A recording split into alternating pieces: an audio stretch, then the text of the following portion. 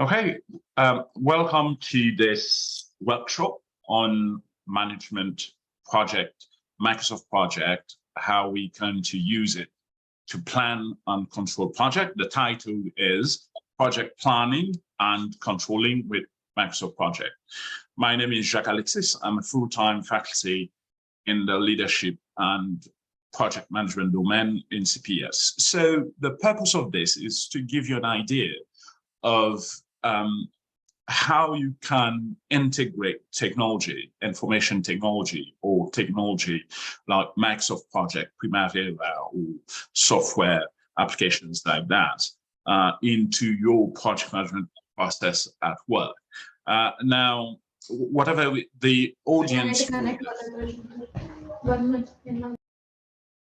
So let's make sure everyone is on mute. As you enter the room, please. The way we're going to do this, we're going to ask questions as I go, and I'd like to start with you. So what I'm going to ask is everyone to open Microsoft Project, and hopefully, you do have access to it, and we will be able to actually work together as we go. So I'm going to go as slow as possible. So please stop me if there is anything that is not clear and you'd like to capture as we go. But again, remember, the session will be recorded. You can always go back and review it later. But I'd like to invite you to ask a lot of questions.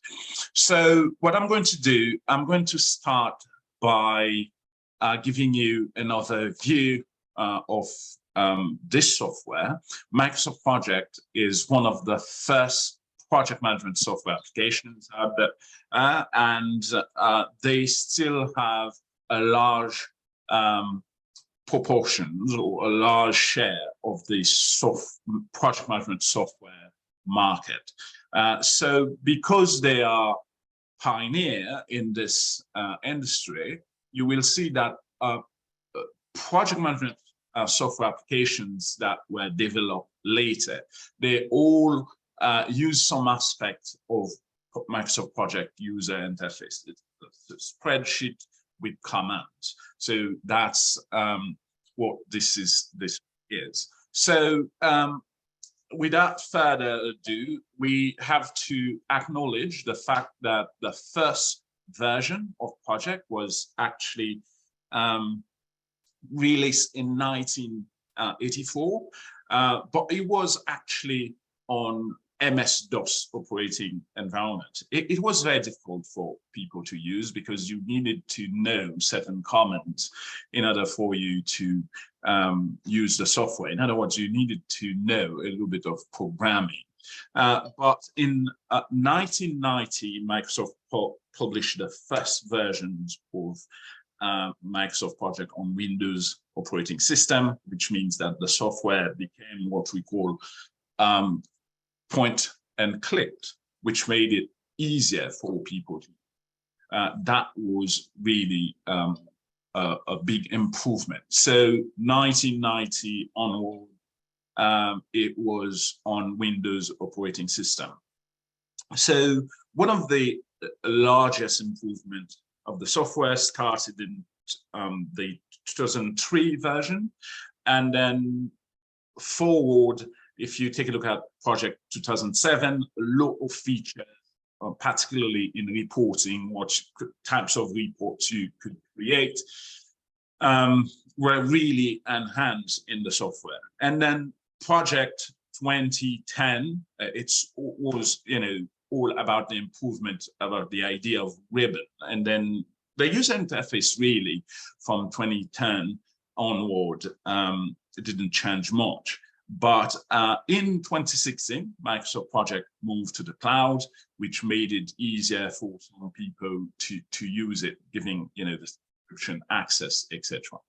So the last versions of Project is Project 21, and it is available to all North Eastern students either through a virtual machine or you can actually claim a license for free and then install it on your computer. So this is what we are. Now, there are some key terms we're going to use as we go. So I'd like to, draw our attention to this. To these terms. We're going to talk about activity durations. We're going to talk about work. There is a difference between duration and work. We're going to talk about that. We're going to talk about resource and resource units, the idea of effort driven. We're going to talk about that. And some types of tasks we're going to discuss: fixed durations, fixed unit, fixed work. We're also going to cover two important concepts of allocations and resources. So those are the things we're going to talk about. Now, we have to understand the flow of work in the software. To understand how we're going to work with it, the first thing to know when you opening a file in Microsoft Project, you need to understand that this is actually an actual project which is going to be part of your organization's portfolio. So you need to understand when the project will start, what is the budget, and what is the scope of the project. The scope of the project is actually in the work breakdown structure. So you need to understand the project calendar. If it is not the same as the organization's calendar, sometimes project could be operating on a different calendar. So we talk about work breakdown structure. You have to be able to break down the scope of your project into deliverables, work packages, and project activities. So I'm going to give you an example in practice as we work together. So please locate the files that I, particularly this spreadsheet. That's where you're going to find data for this workshop. We're going to estimate activity duration and talk about milestones where necessary. We're going to talk about schedule, task relationship to form what we call a closed network diagram. If you don't have a closed network diagram, your network diagram is actually not going to be useful. We're going to talk about also how to create a resource pool in the software. Once you have a resource pool, you can assign resources to all project activities that require resources. That's important. If you actually don't assign resources to your activities, they're not going to be done. So that's going to be a problem for your project. Then we're going to talk about how to evaluate, refine your project schedule, save a baseline, track and update the project as necessary, communicate progress reporting, and close your project. Now, what you need to remember is that organizations are not managing a single project at a time. They manage actually many projects at a time, so that's over portfolios. So what we're going to demonstrate here is just for one project, but all your projects are going to be managed like that, and they probably going to be part of a program or portfolio, or they might be, standalone project. You can't have situations like that. Now, as I go, please, if there is anything that I need to address in the chat, please let me know. So I don't worry, I'm going to share information about how we're going to share this recording very soon. So be patient with me. So now, why is it important to talk about the idea of durations and work? When we talk about durations, we're talking about the total span of working time or elapsed time required to complete a task from start to finish. But when we talk about work, we're talking about total effort required to complete a task, the actual amount of time to complete an activity. Now, if you think about it, I can have a task that's going to last 8 days, but the effort, the actual amount of work hours that I'm going to put into it is only going to be 5 days. Now, the reason for that, I may need pause between tasks. For example, I work 2 days, then I need a pause where I'm not working. So when I'm not working, they're not paying me. And then I start again, work another 2 days, another pause, another day, another pause. And the reason for that, it could be in the nature of the work, or I could be working on this project and other project that prevents me from working continuously to one task, which make effort and duration not the same. So, and we're going to talk about this later and how to deal with it in the software.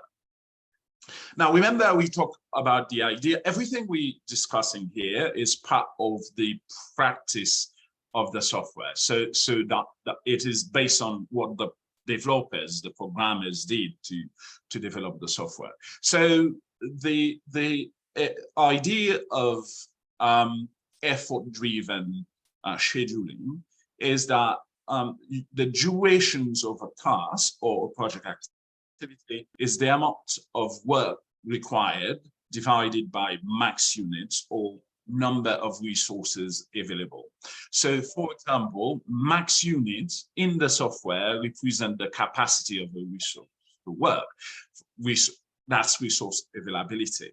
Max unit by default is going to be 100%, but for a person like Peter, Daisy, or Jane, it can't be less because some people may be working just half time on a project. So in this case, you could have Jane is working 50% of her time. That's her 100% is the full capacity. And people should then go more than 100%. So that's a case we're going to also discuss later when we start with our case. So whenever you have situations where people are not available full time, the scheduler must, tell the software, this person is not available full time.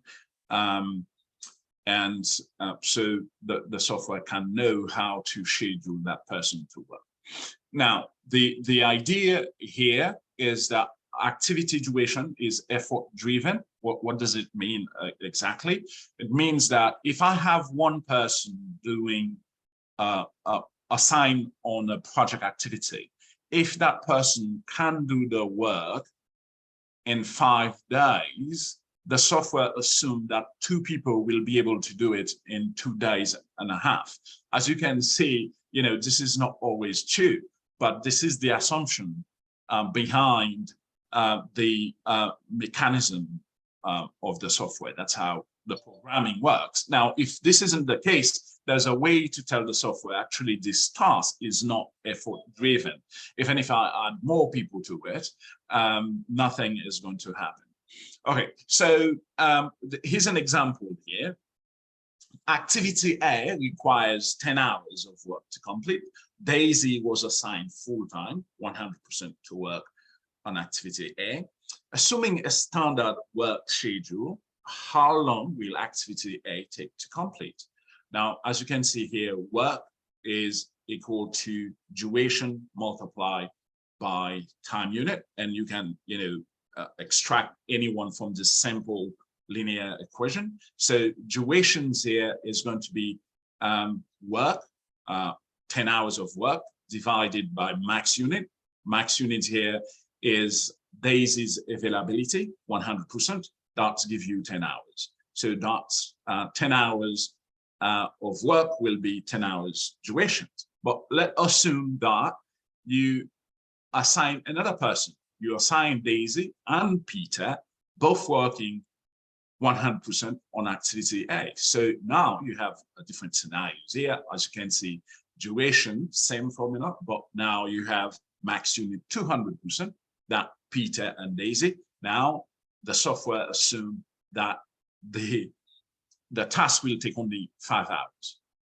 Now, if you want to expedite a project in Microsoft Project, this is how you're supposed to do it. For example, if Daisy was assigned to, let's say, a critical activity, an activity on the critical path, and you'd like to reduce the durations of that activity, one way to do it is to find someone else to help Daisy complete the task, and they will, divide the work, and they will be able to do it faster. So that's the idea of effort-driven scheduling. Now, remember, so not all tasks are effort-driven. So as a project manager, you will understand your tasks, you'll have some expertise, you'll have team members with expertise working with you, and you will know what is possible and what is not possible. Nothing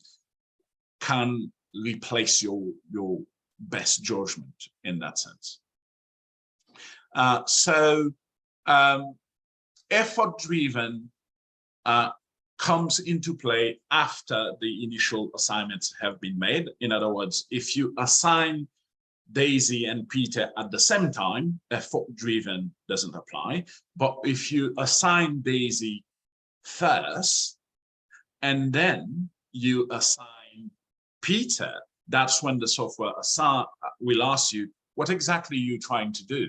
Are you trying to reduce the amount of work, or are you trying to increase it, or are you trying to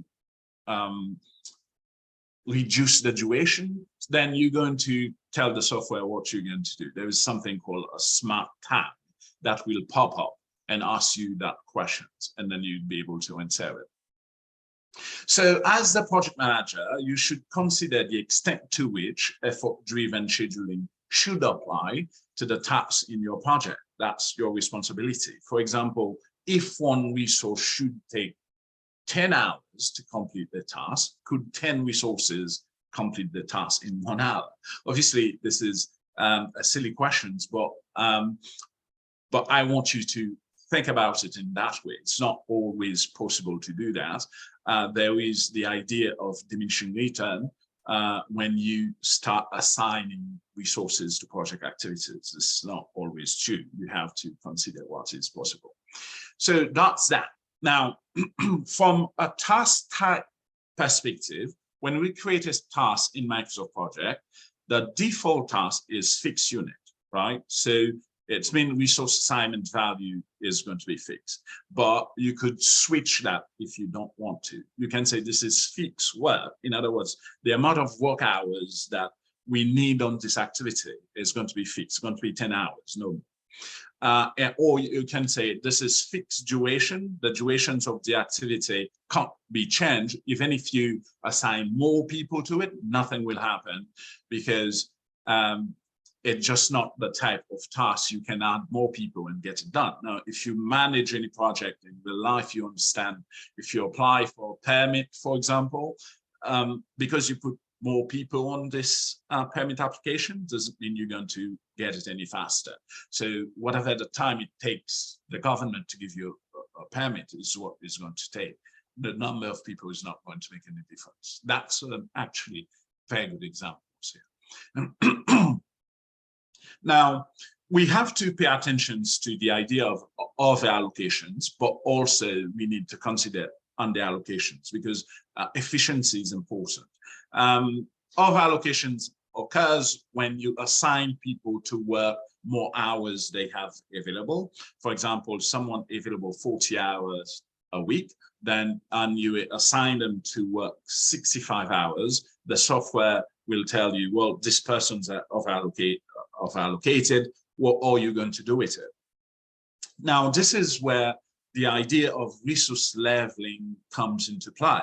Resource leveling is about reducing peaks and valleys in your schedule to make sure people are working consistent work hours on a weekly, on a daily basis. Now, it doesn't mean sometimes people can't work overtime. It means that it has to be intentional. So when you're planning, your plan will be a good plan when you can reduce peaks and valleys in your schedule to create a level plan. That's what we talk about, right? So there are different ways to examine of allocations, but in this workshop, we're going to take particularly a look at what we call the resource usage view to take a look at of allocations and resolve those of allocations. So that's going to be all. We're not going to spend time talking about this a lot. We're going to actually start practicing now. So what I'm going to ask you is to first open project so we can actually start working on this. Now, before we start, what I'd like you to know, when you create a file, always tell people basic informations. And those basic informations about the project is about the triple constraint. What is the timeline to complete this project? What is the budget? And some high-level information about the scope requirements. Now, remember, we say that project objectives must be smart. And smart project objectives will answer 4 key questions: what, why, how much, how long. Now, anytime people ask you what are the objectives of your project, you have to answer those 4 questions. If you don't have, the detailed estimates, so the bottom-up estimates of your project, you can always give a ballpark estimate. For example, here, the project we're going to work on is a power plant project, and I would express a project objective like this. The objective of this project is to build a power plant with a minimum capacity of 390 megawatts within the next 3 years at a cost not exceeding $2.5 billion. The project will allow BrightSource, that's the company, to provide renewable electric power for 144,000 homes. So as you can see here, I tell people what is this project is about and why we are building the plant, what will be the capacity, how much it's going to cost, how long it's going to take. And as you can see, in one paragraph, you can give a lot of information, and I'm going to copy this. I'm going to copy this and I'm going to add it to my project management file, because project management file, you can link and attach Word documents, etc. You can add links, but also you have task notes, you have comments you can make, and I'm going to show you how to do that. So I'm going to pause here for a minute to give you time to ask any questions. I'm going to ask my co-host, I'm sorry that I give you this task. I'm going to ask you to tell me whether we have anything in the chat. So before we go, I'm going to show you where to find those what we're looking for. There is a management channel. Someone was asking me what channel. So if you go to this link, just like this, https://youtube.com/@management_doctor. Now, if you go to this channel, this is where you're going to find all the recordings about project management, previous sections about Microsoft project, Primavera, risk analysis, and other project management topics. So subscribe to the channel to receive an alert when the video is going to be available. So that's the best way to do it. So if you want to connect on LinkedIn, this is me. If you want to send me an email, even if you're not in my class, you can certainly send me an email, j.alexis@notlisten.edu. So questions before we start. Now, the next step is going to be what we're going to do. I'm going to look for project, Microsoft project. So what I'm going to do, I'm going to open a blank file. So that's a blank Microsoft Project File. But before we start working on this, whatever I just talked about is what we're going to practice, and I will follow, our learning objectives for today.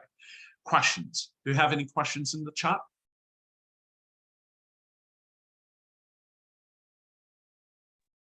No, sir, we don't.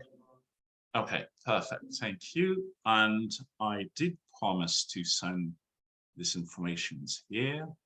Let me close this. Where I can copy and paste. Copy and go back here. Chat. There you go. I'm going to send this to everyone in the meeting, and you guys can share with your friends. And going back here to this. Okay, so that's it. So what we're going to do, the first step, we're going to create a new plan as a blank project with no information, right? Let's see, do we have something in the chat? Do we have any other app to use beside MS Project? Yes, we do have a lot of apps we use in the project management program. For example, we use Primavera Risk Analysis and for project risk management, which can be integrated with Primavera P6. If you are in manufacturing, constructions, or if you are managing project in a hybrid project management environment, if you take a look at Project and Oracle, they have a large market share in the project management software industry. So these are going to be the most. It depends on your industry. It depends. If you're in IT, it's look like Jira is gaining momentum. But if you are in anywhere they manage tangible project, although Microsoft project can be customized for any environment, but a lot of people who are managing tangible projects are using Primavera P6. If you take a look at the construction industry, they're using Oracle products, Primavera P6, and another one called PeopleSoft. So you can't really learn all software applications before you go to work. And obviously, when you go to work, they will provide training for you for the software you're using. What we're trying to do here is trying to make sure you understand how the software works, so you can start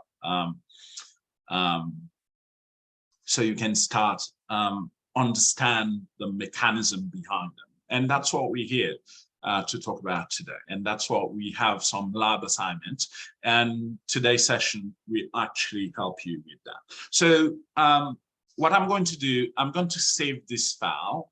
And when you're saving file, it's important that people have a standardized way they save file.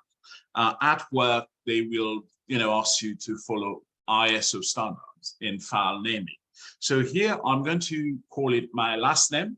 And when you're sending file to instructors, always do that so they don't, take your file for someone else or someone else for your file. Alexis J and at CSP plant. CSP is concentrated solar power plant, CSP plant, and I'm going to call it for 2022. And where should I save this? I am going to save it on my desktop. I think it's going to be easy to find.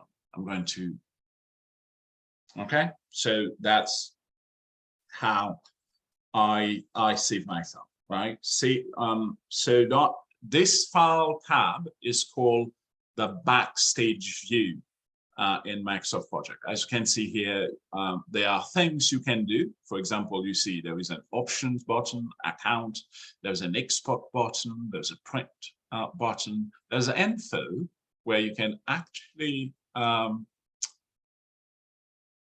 where you can actually add project information.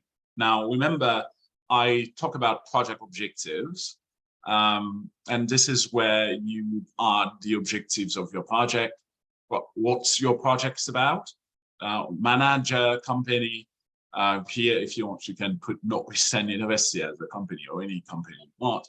You can add keywords to find your project and you add project objectives. So remember my SMART objective I created. What I'm going to do, I'm going to copy this information here. And hopefully you remember every time you do this, you have to give the SMART objectives here. So SMART objective, the objective project, which will answer 4 questions for my stakeholders: what, why, how long, how much, and I click OK. Right. So that's where you add your project objective. Now, so the other thing I need to do is what I'd like you to know is that in options you can do a lot of things. For example, if you have a software you bought in India or China, for example, and if it has a different currency than US dollar, if you can go to options. This is where you change information like that.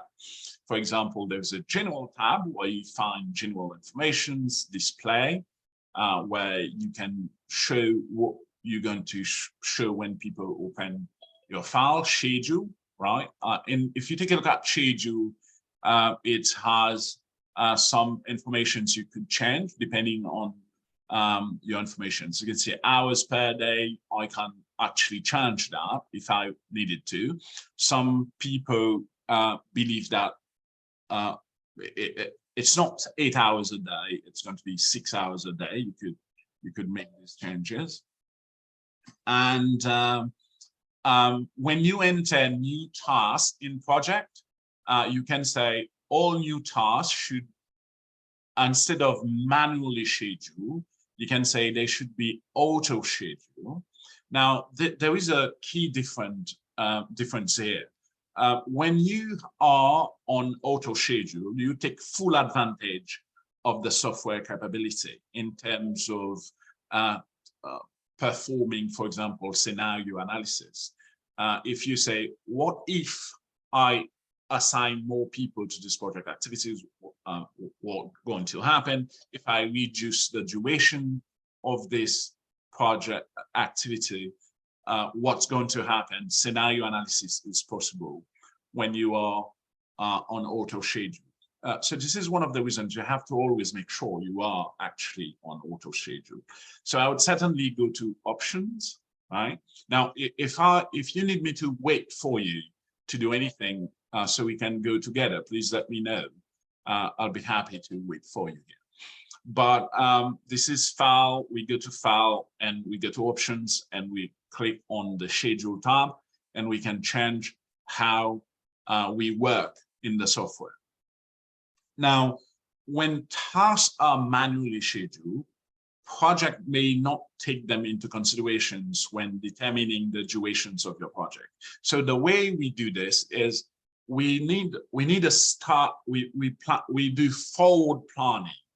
So if I have a start date for my project, I have my activities and relationship between those activities. I know how long they're going to take. Microsoft Project use this information to give me an estimate of the finish date of my project. But I must be in auto schedule in order for the software to be able to do that. So this is why you want to be in auto schedule and you are planning from the start date, which means it's called forward planning. So another thing I need here, I need to tell the software when, what is the start date of my project. In order for you to do this, this is sort of in my way here. I am going to click on Project tab and Project Information, and I'm going to tell the software when about the start date of my project. Now, I sent you a PDF file And in the PDF file, this is part of step 1. I think this is step 1. And step 1, we open file and we're going to enter a start date. So we want this start date of this project to be July 1st last year. Now, why do I put it last year is because we want to be able to simulate some work that has already been completed on this project. So if I say the project starts today, it's going to be more difficult. But for practice purposes, I'm going to say the start date of this project is July 1st, 2021, right? That's the start date of my project. And this is the only way where you can change the start date of the entire project. Because if you try to set it up as the start date of the project, as the start date of the first project activity, the entire project start date may be different, which is going to cause problem for you. So you have to change it here in project information. Okay, so I'm going to stop a minute to take questions if you have any questions. Okay, so now remember we talk about your ability to change the calendar of your project. So you also do that in the project tab by looking at change working time. Now the gray area here are non-working time. So Saturday in this project, Saturday and Sunday are non-working time. But you can select any block of time and make it non-working time. And you can create a new calendar for your project if you wanted to by you name that calendar and you can make it a copy of the standard calendar and modify it, or you can start from scratch. You know, starting from scratch obviously is more work, but you can certainly do that. So change working time, this is where you would do something like that. So you can also create recurring holidays for your project or recurring events in your project using this. So I'm going to give you an example here for changing non-working time, right? So so we're going to do that. Let's click OK here and start over to make sure everyone sees what it is. So project tab, change working time, right? So what I'm going to do, I am going to tell the software Thanksgiving, for example, is not it is a holiday week. So to do this, I go here, right? And what I'm going to do, I'm going to create what we call an exception, as you can see here. And I'm going to call it Thanksgiving week.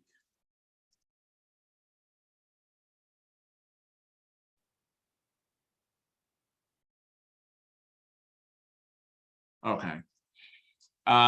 So Thanksgiving week, I need to tell when is Thanksgiving. That's going to be here and finish here, right? So Thanksgiving. Now, I probably need to enter this range of recurrence here. So I'm going to tell the date for non-working time is November 21st, and the end is going to be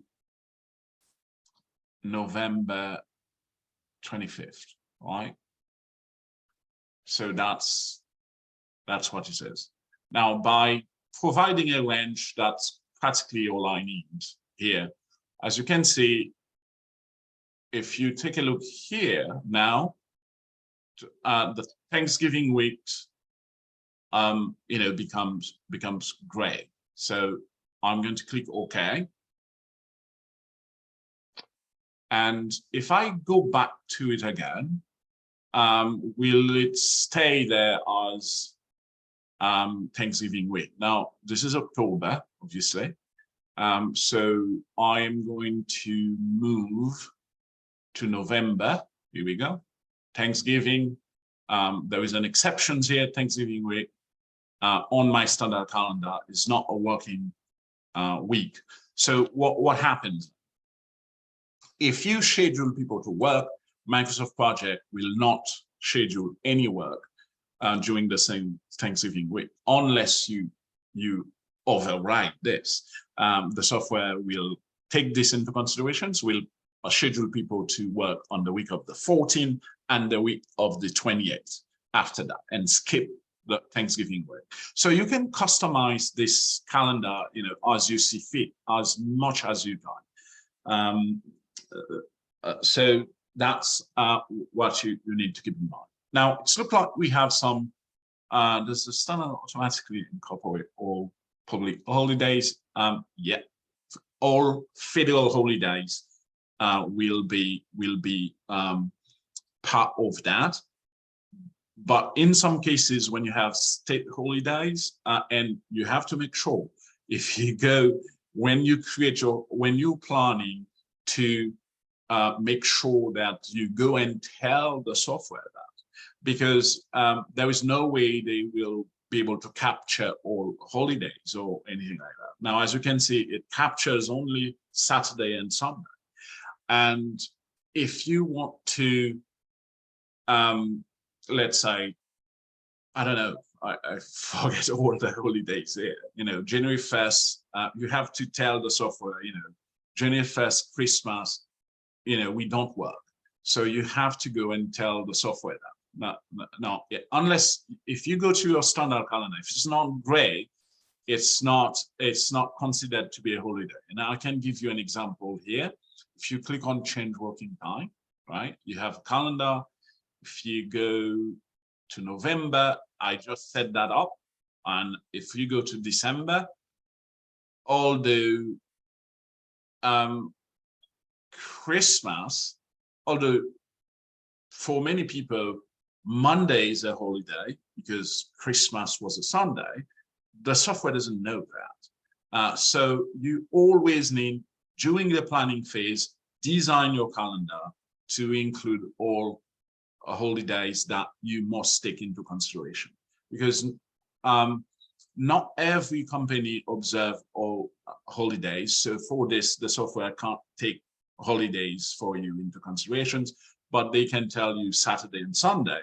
But you can change that too. You can say, actually, we work on Saturdays if you want to make Saturdays working day. So that's what you need to know. Now, do we have any other questions in the chat? Hello, Professor. Yes. I have a question about how to change the Saturday and Sunday to working day, because you talk about how to change the working day to non-work day. So I want to ask how to change the non-work day to work day. You change it to non-working time, just like you did that. Now, if you click on exceptions, or if you click on working time here, you can certainly do that. Now, if you want to change Saturdays, right? So edit working hours is something you can do. You can edit the way you do things. If you, for example, take a look here in your detail for Thanksgiving or any informations you want to do, you can certainly do that. You can edit this very easily, no problem at all. Or everything about your standard calendar occurs here. right? So that's where you would do something like that. So in the legend, you can see working time, that's a legend, non-working time, and you have exceptions, but you also have work weeks, right? So if you click here, you can see your work week, and you can see, you can make changes here from how you work on your calendar. So that's very easy to do. You can customize that as much as you want. And sometimes you go to detail, provide detailed information.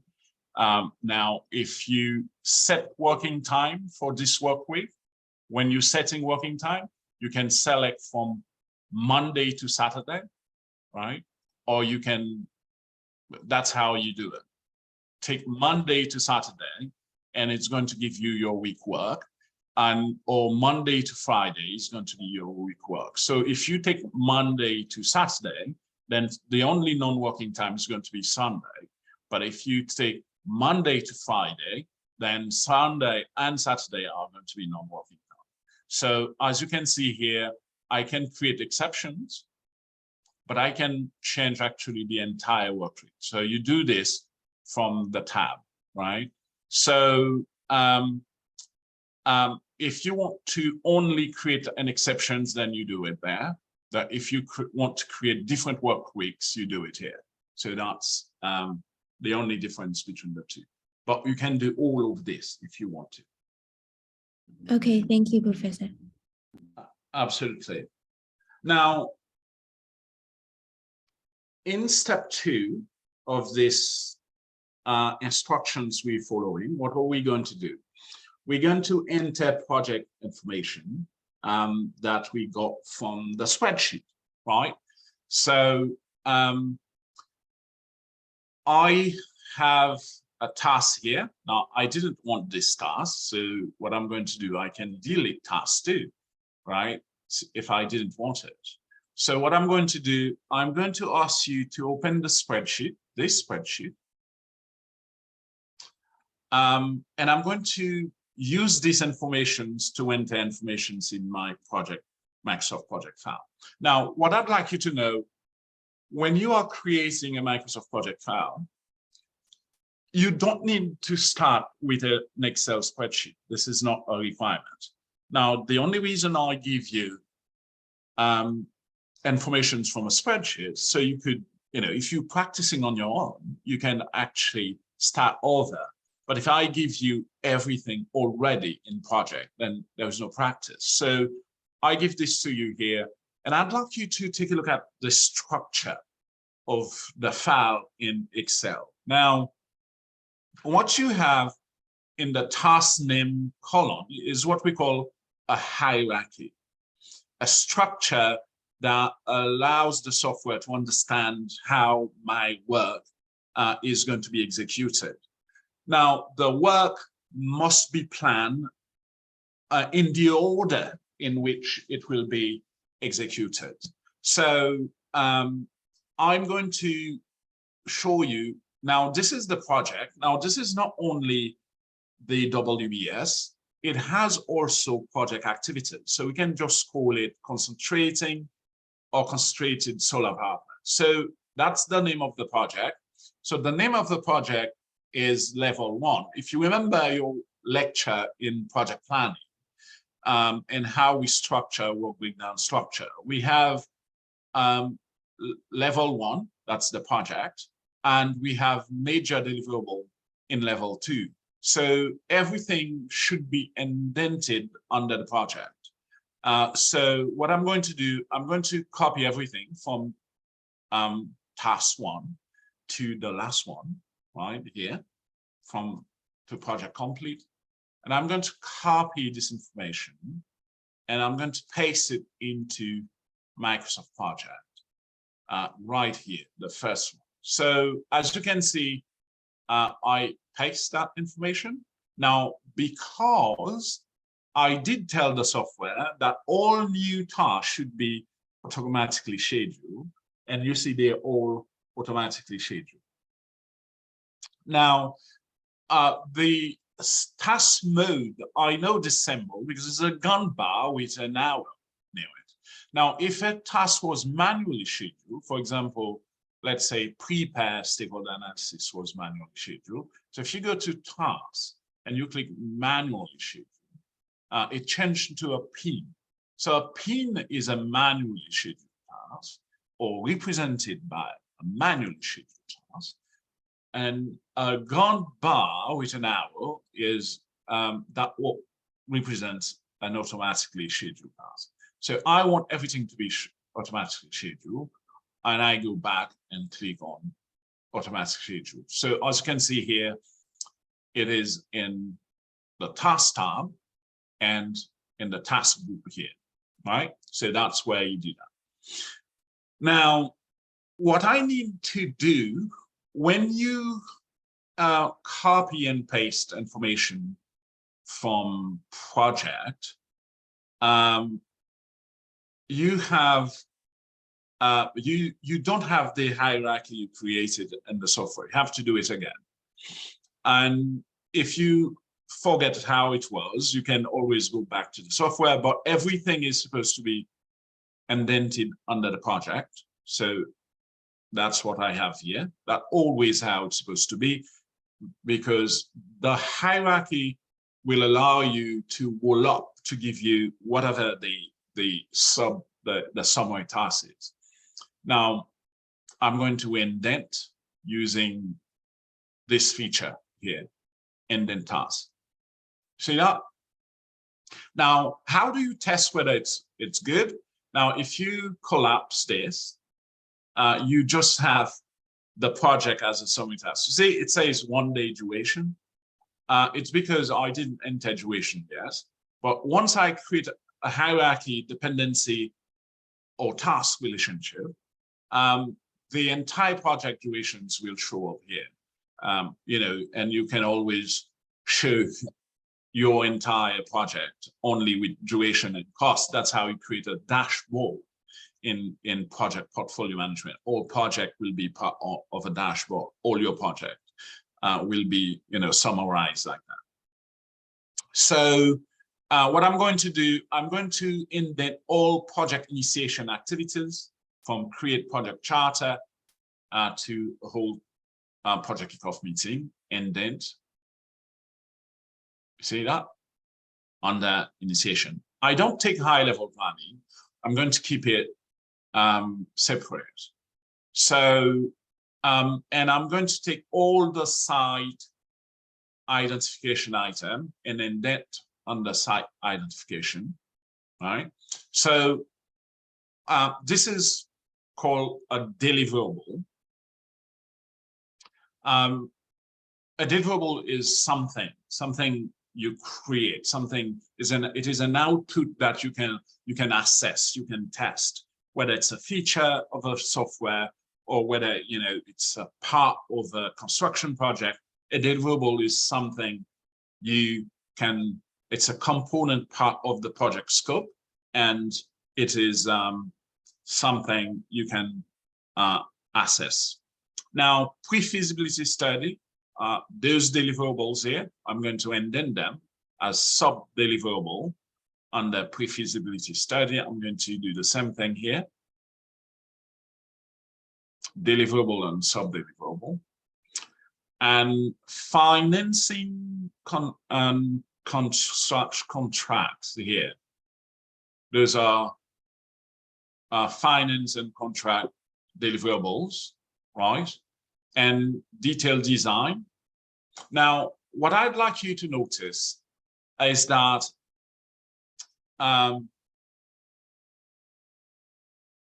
deliverables are named as noun adjective. That's the nomenclature of a deliverable.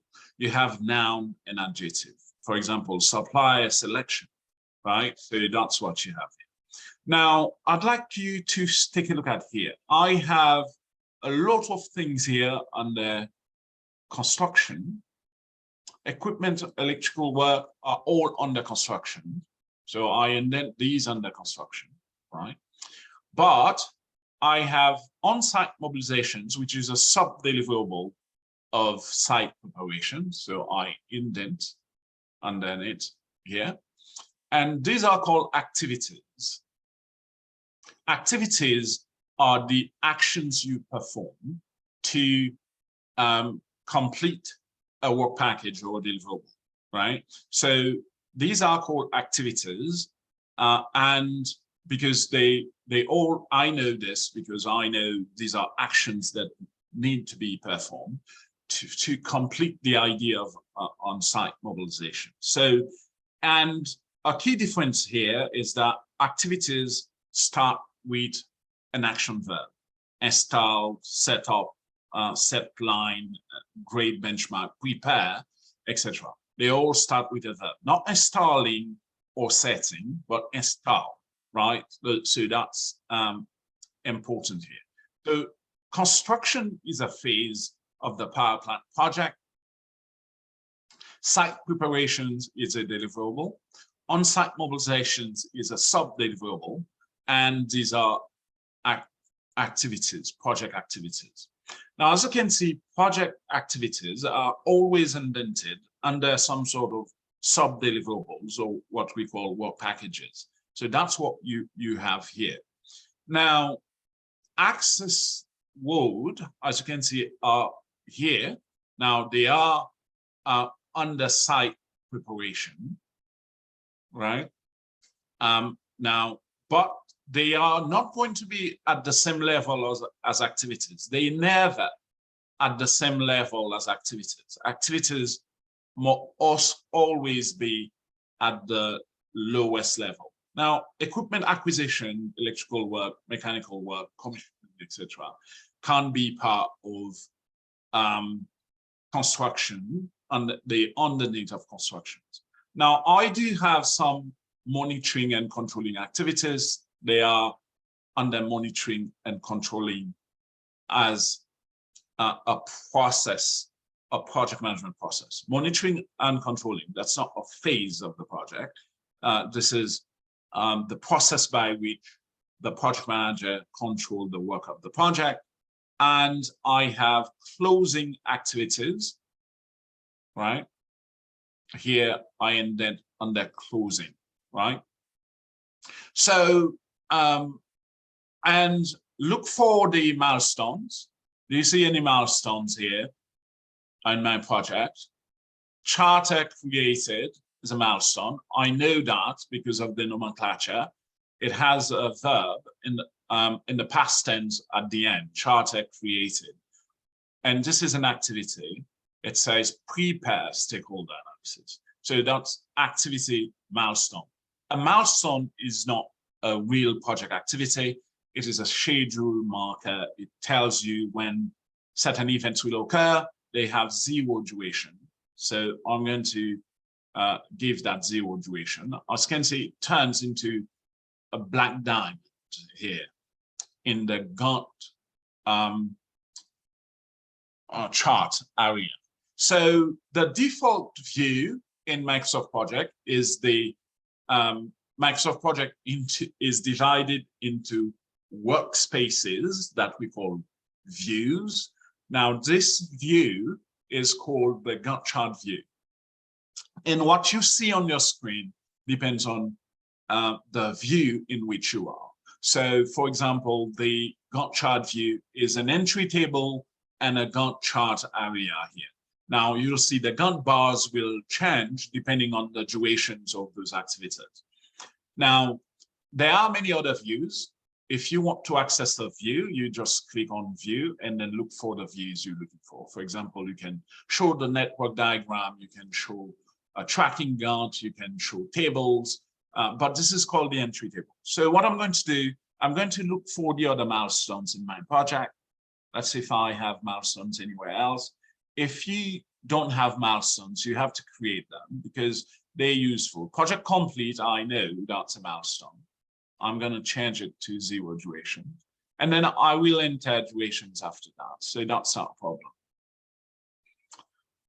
Okay, so we will find those durations as we go. So that's how we create a hierarchy in Microsoft Project. Now, as you enter, as you can see here, the project will take durations based on task relationship or dependencies and the durations of these activities. Now, we're going to stop here for a minute and take questions. Questions, guys?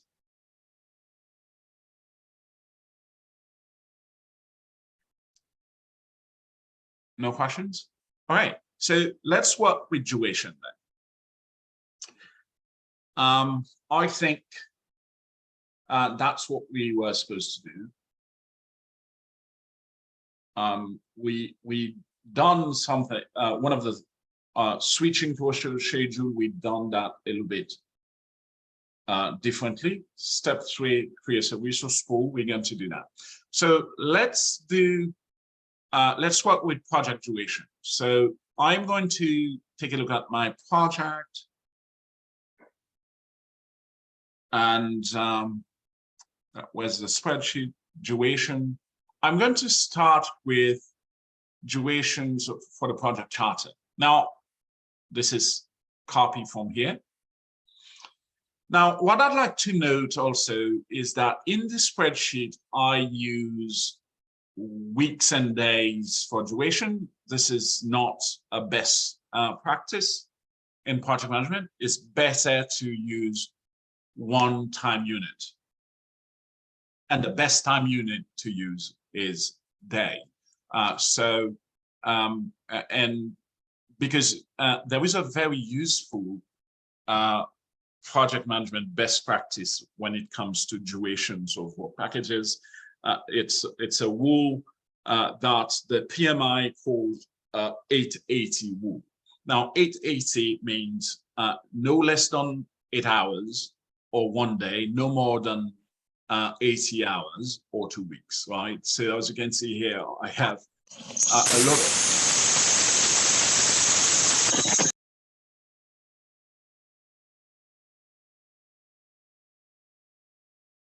I'd like please to keep yourself muted if you're not speaking. So as you can see here, I have deliverables that will take 12 weeks. So we need to obviously break them down when we are completing this project planning to facilitate planning. Okay, so I copy durations, create project charter. I'm going to start here. And I'm going to go exactly near project charter here. That's project charter. And I'm going to copy this and paste here. As you can see here, something changed. As you can see, my Gantt chart view change, and the total durations of my project change from 1 day to 690 days.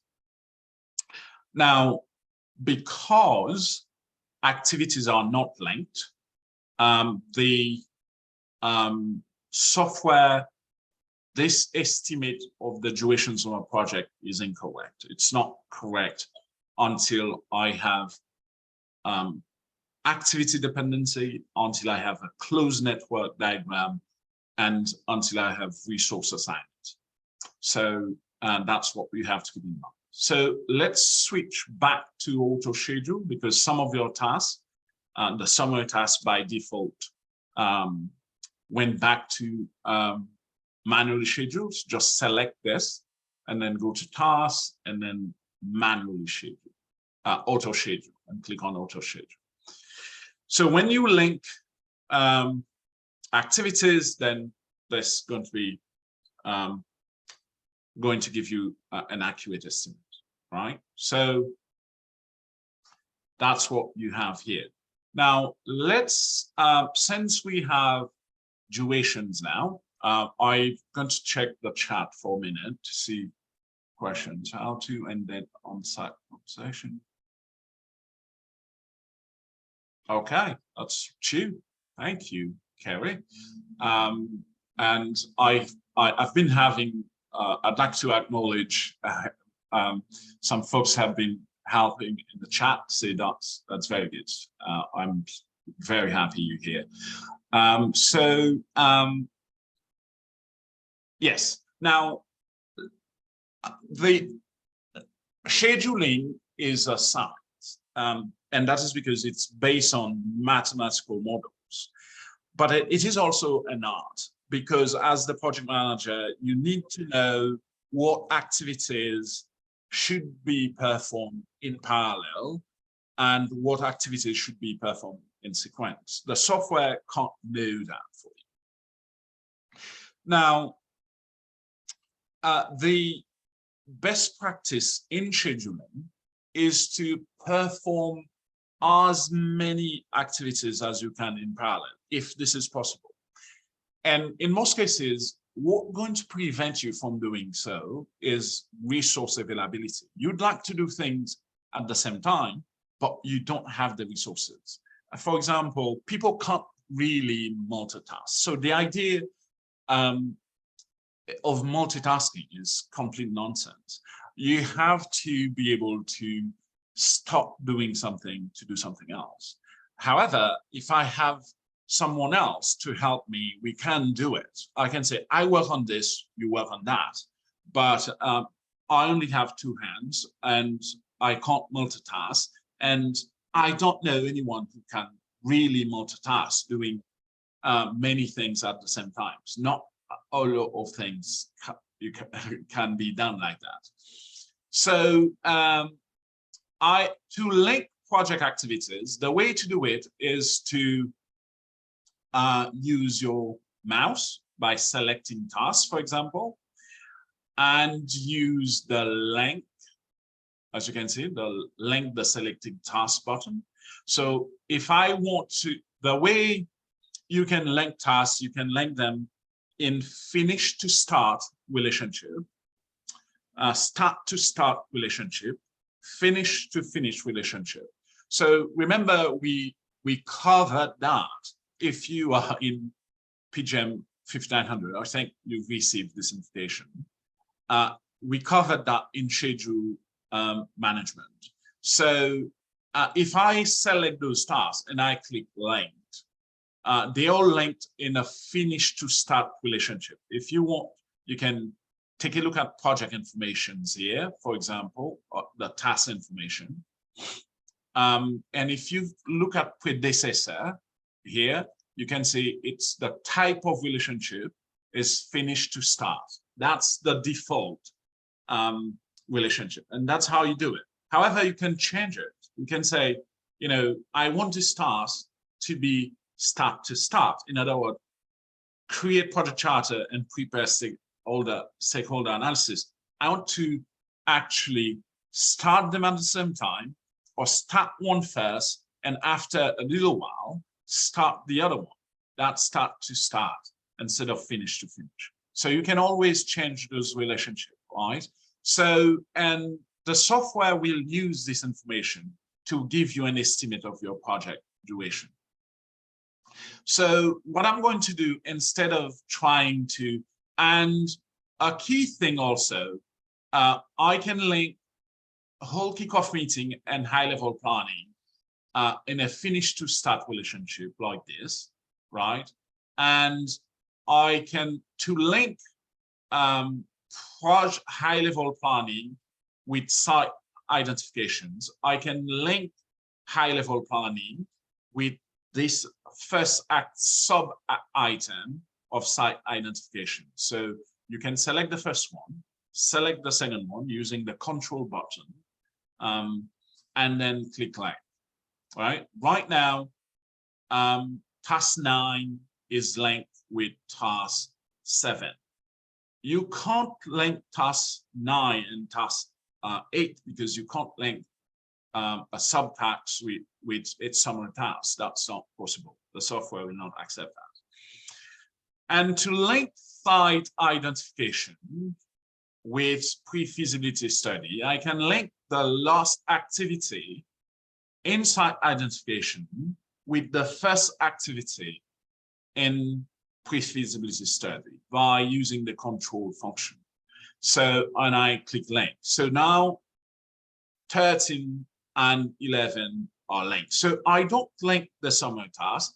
To link to summary tasks, I link their subtasks. If their subtasks are linked like this, they actually link. So you wouldn't have to worry about having open-ended tasks. But as you can see, in order for me to have a closed diagram without which the schedule is completely, totally invalid, I need to have every activity to have a predecessor. Another way to state this is that every activity must have a predecessor, except the first one, and every activity must have a successor, except the last one. So this is the first activity, create project charter, doesn't have a predecessor, and project complete is the last activity. It's not going to have a successor. Actually, if you wanted to, you could insert a column here, right? And then call it successor activities column to see what's going on here, right? So as you work your way with the predecessor column, you can observe what's going on and make sure you test it to make sure you have a closed network diagram which gives you an accurate estimate of the completions of your project. So instead of keeping doing that, what I'm going to do, I'm going to copy and paste the information I have in the spreadsheet so we can go faster. Because the faster we can go, the more questions I can take, and we're going to make sure we done with it today. Project. So I have to make sure I have this. So 3 here right in front of prepare stakeholder analysis. So let's go back here, and I'm going to paste this.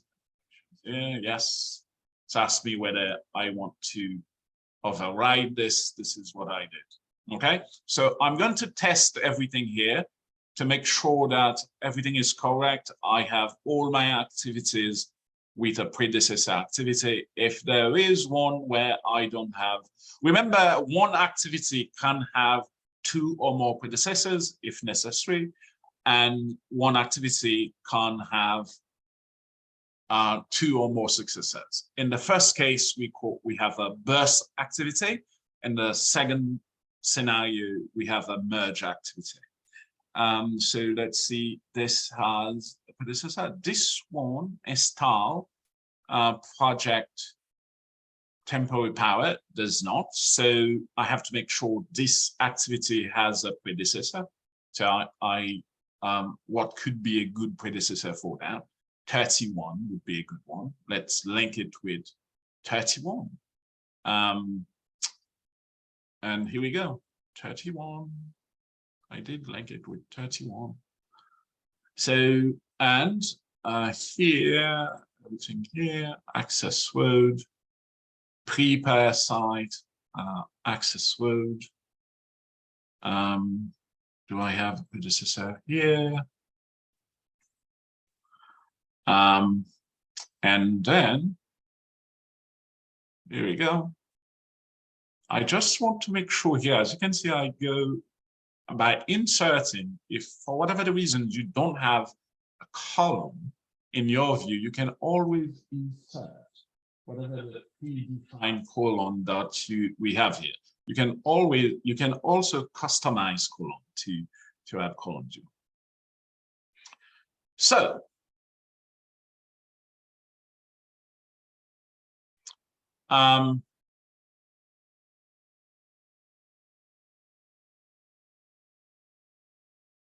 questions.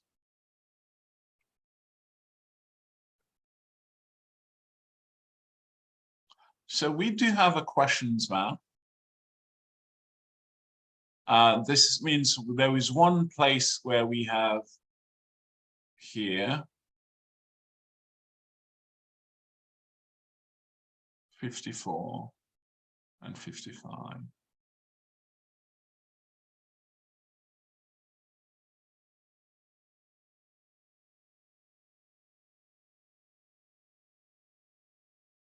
this 1 day duration means the indentation is not complete.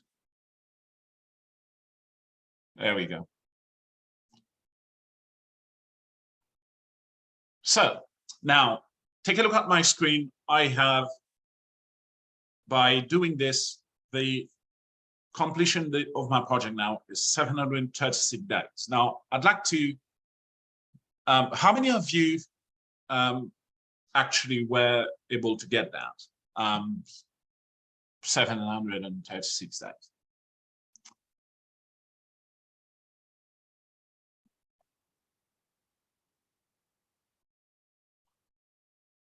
Ryan, the 52 SS means whatever that activity is, it has a start-to-start relationship with the other one it's linked with. Start to start. That's what it is. Okay, they can start at the same time, or they can start with, they can be scheduled start to start with a lag time. What is a good examples here? We do have, for example, some start to start activities now. Start to start 33, 45 and 33. It means that once I somewhere, where's 33? So it doesn't have to be 33 here because that's a summary activity. You can link it start to start with any part of this sub activities. Now, a good practice is to find where it makes sense for you to link things like that. So start to start means that when I am somewhere with my site preparation, I can, when I'm somewhere with my site preparations, could be halfway through, quarter way through, then I can start actually buying equipment. For example, if I'm building a power plant, I need the space to store materials, right? So I can wait until I build a secure place for my equipment to start bringing them to the site. So, I mean, some of the equipment are, you know, it can't easily be stored there, but others probably need a secure place for them. So I do see questions in the chat. Nope, no questions. So do we have questions here? Now, how many of you got 736 days? And would you like me to wait for you to get there? How many of you got that? Okay, wonderful. Okay, perfect. Okay, I'm glad to see that I wasn't doing this alone, so that's a good thing. Now, are you guys ready for step 3, to work on a resource pool? Now, building a resource pool is probably one of the most challenging tasks in working with any type of software, because it is time consuming. You have to create a list of all your resources, not only people, but also material if you're working on a tangible project. I've seen in the manufacturing industry people, you know, who took actually many years before they can actually have a good resource pool built. Sometimes it can take you know, very short period of time, depending on dedications and the people working on those things. But having a complete resource pool is a work in progress, take times. You can start it for some of the projects and then later, because as things are changing, you realize I need to add this to my pool. I need to add this type of resources and not this type of resources. So it can take time. But once you finish it, once you have a comprehensive pool, to me it's never finished, because there's the idea of continuous update. But once you do it, it's really very rewarding. So let's take a look at the chart here to see what we have.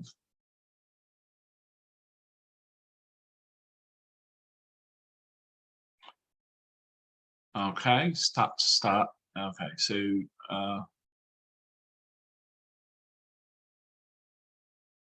okay, start. That's good.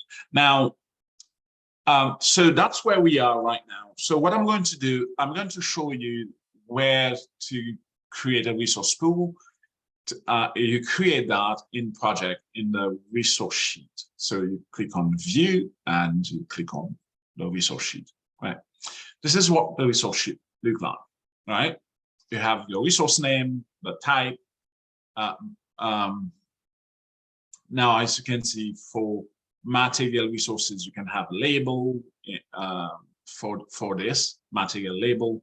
It's the unit of measurement you enter for a material resource. For example, tons, boxes, cubic yards, gallons, quarts, unit, whatever the case might be. Okay, so let's take a look at our informations here. As you can see, I have some resource assignments. So I am going to the resource sheet and I'm going to look for my resources to create that. So what do I have here? I have resource name, type, material label, max unit, standard rate, cost per use, a code art, and base calendar, right? So in order for me to do this properly, I have to map this column to be the way they are in Microsoft Project. So in Project, I'm going to go and make sure this is what I have. I have resource, type, material.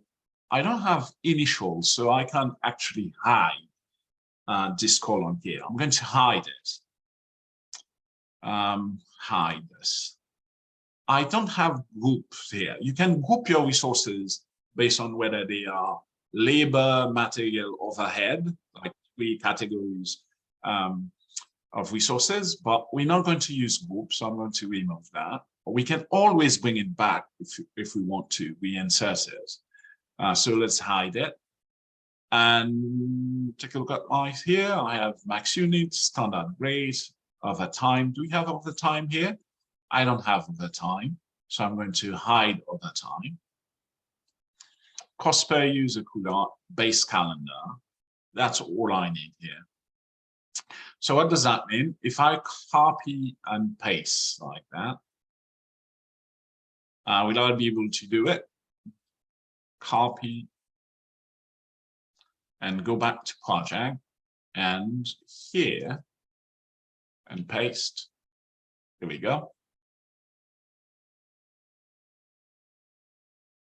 Now, what I'm missing here is that in my control system, I have some informations about how I'm going to use those resources.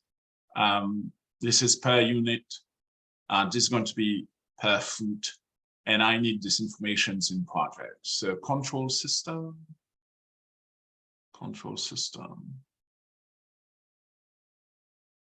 There we go. Okay, so there is some explanations that I have to provide here. Microsoft Project has 3 types of resources: work, material, and cost. Now, work type, the work type of resource, or a worked resource, you use that for any resource for which you want to capture time. or you want to track time.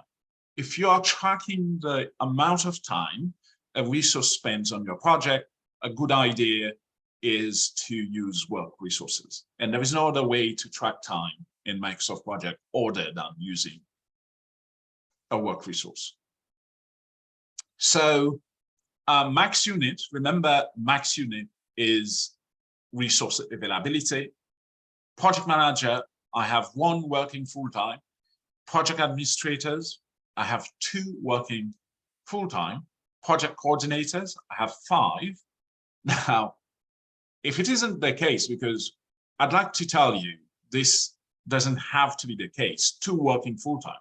I'm telling you here because I created it.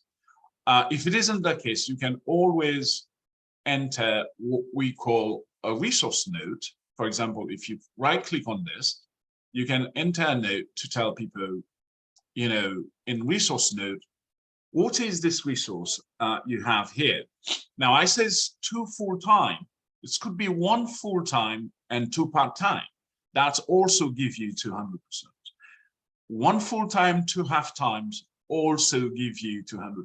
So remember that. If this is not 2 full-time, you can enter resource note to explain here. Very useful. Now, if you are in resource, and you can always click on resource information to enter notes, right? Enter information. Or you can just right-click on it. You give access to the same information. So I have material. Now, what I call material is anything that is consumed, destroyed, or become part of the project at the end of the project or throughout the process of the project. Material will be destroyed, like paint. If you buy paint, at the end of the project, there will be no paint. So you'll see paint on the walls, but equipment, on the other hand, are not material because, you know, they can't be transferred to other type of to other project. Now, costs are typically overhead or anything for which you incur costs, but you don't want to track, and something that is not material, right? Travel, for example, IT support cost, insurance is one example, right? So that's how you, so those are the 3 types, work, material, and cost, right? So these are the resources you have. Now, as you can see here, in the resource sheet, you could have dozens of items, right? But here, for demonstration purposes, for training purposes, we're not going to create an entire resource pool for a large power plant project like that. I'm just going to show you how it works in practice. Okay, so now you do have resources in your resource sheet. What you can do is assign resources to your project activities. Now, I'm going to show you how to do that, and you have to do it from the Gantt chart view. So click on view and click on Gantt chart. So that's take me here to the default view. Now, let's take a look at, do we miss any informations here? I'm going to quickly look at the instructions to make sure that I didn't skip any important thing.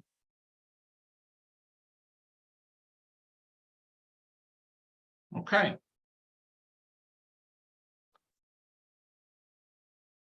Okay, it doesn't look that I skip anything. So let's look at the next thing to do.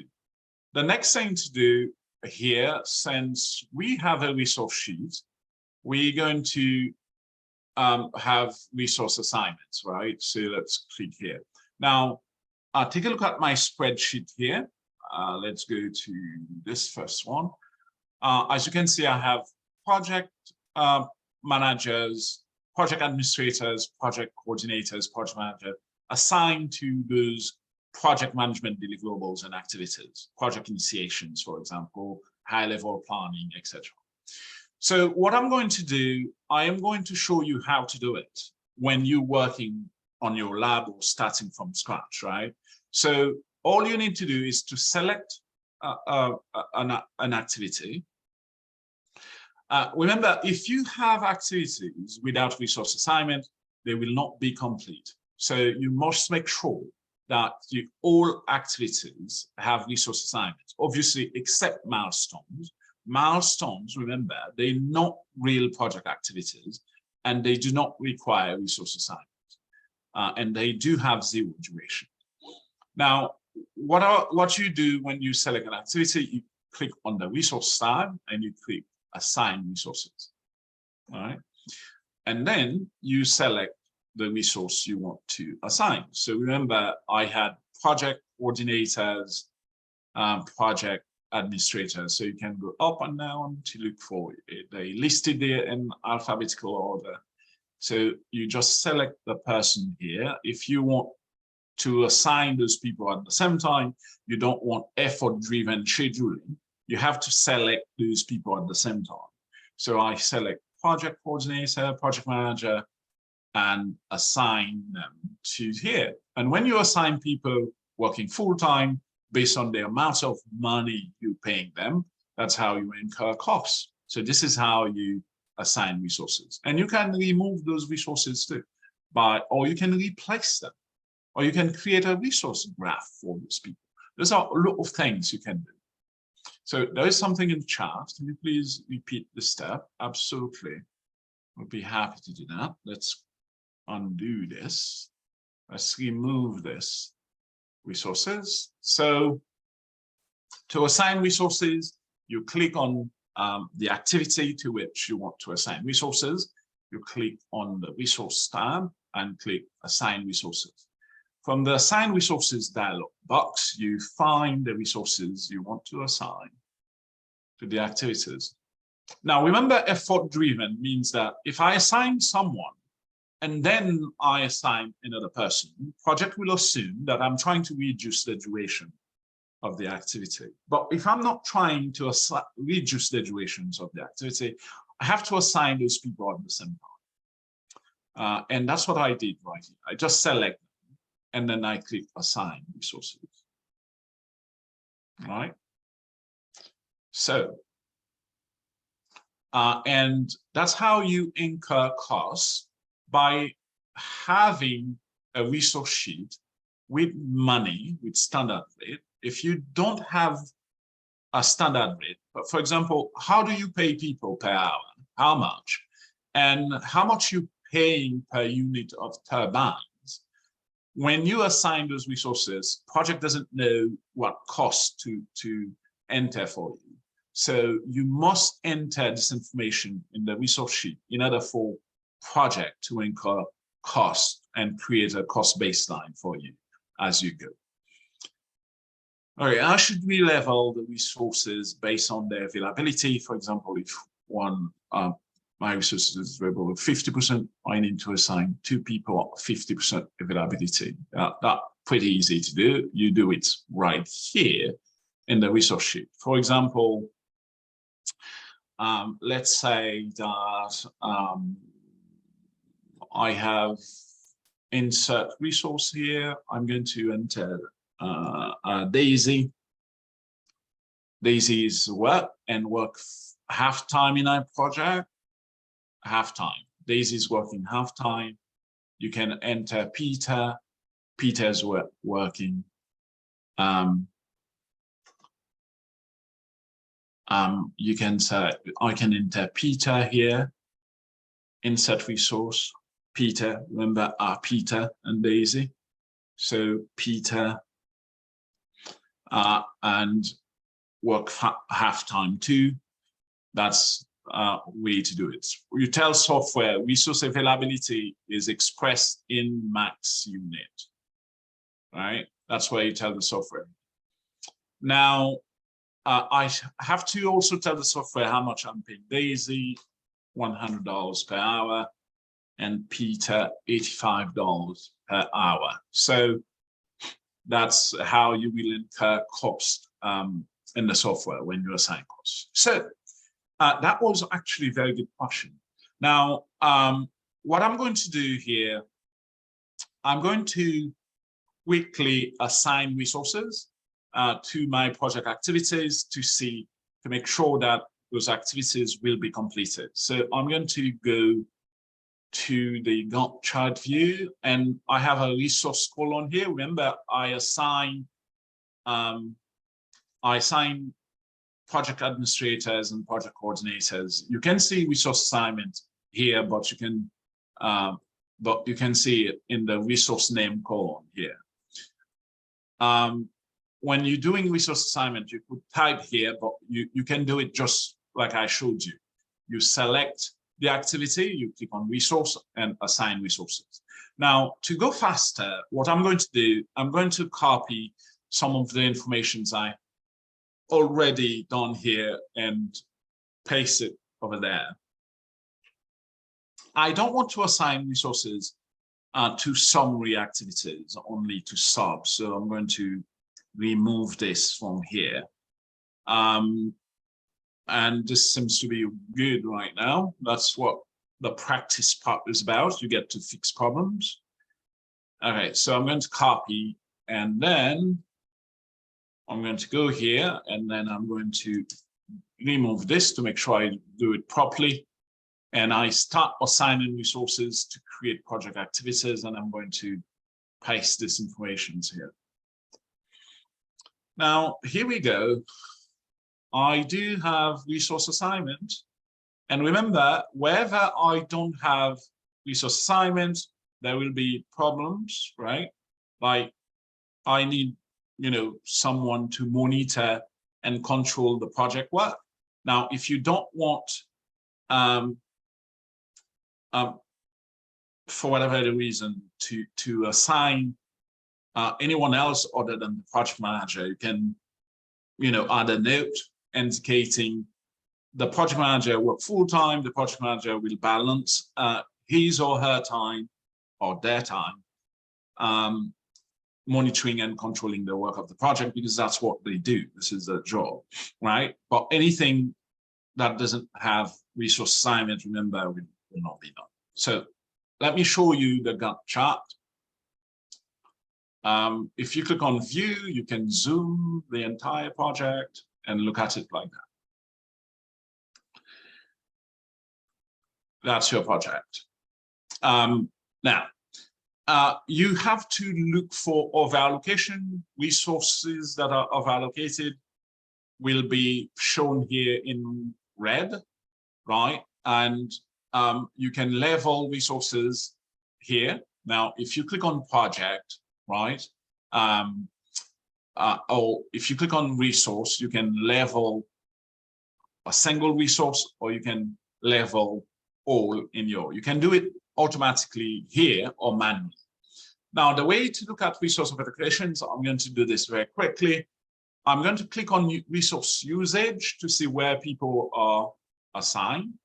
For example, here, I can take a look at unassigned. In unassigned, you should only see you should only see milestones, because only milestones don't require resources. So what I'm going to do here, if I click on task, I'm going to show you the milestones that do not require resources. But I can see here, monitor and control project work, control schedule, verify scope, which are monitoring and controlling project activities.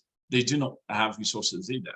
Now, if your assignment require you to have resource assignments for everything except milestones, then you need to assign resources to them. So what I'm showing you here is where you can go to see what's going on in your project. Resource usage in terms of resource allocations. And if you can click here, you can use this bar here from left to right at the bottom to see where people are working or what they're doing. So as you can see here, assignments.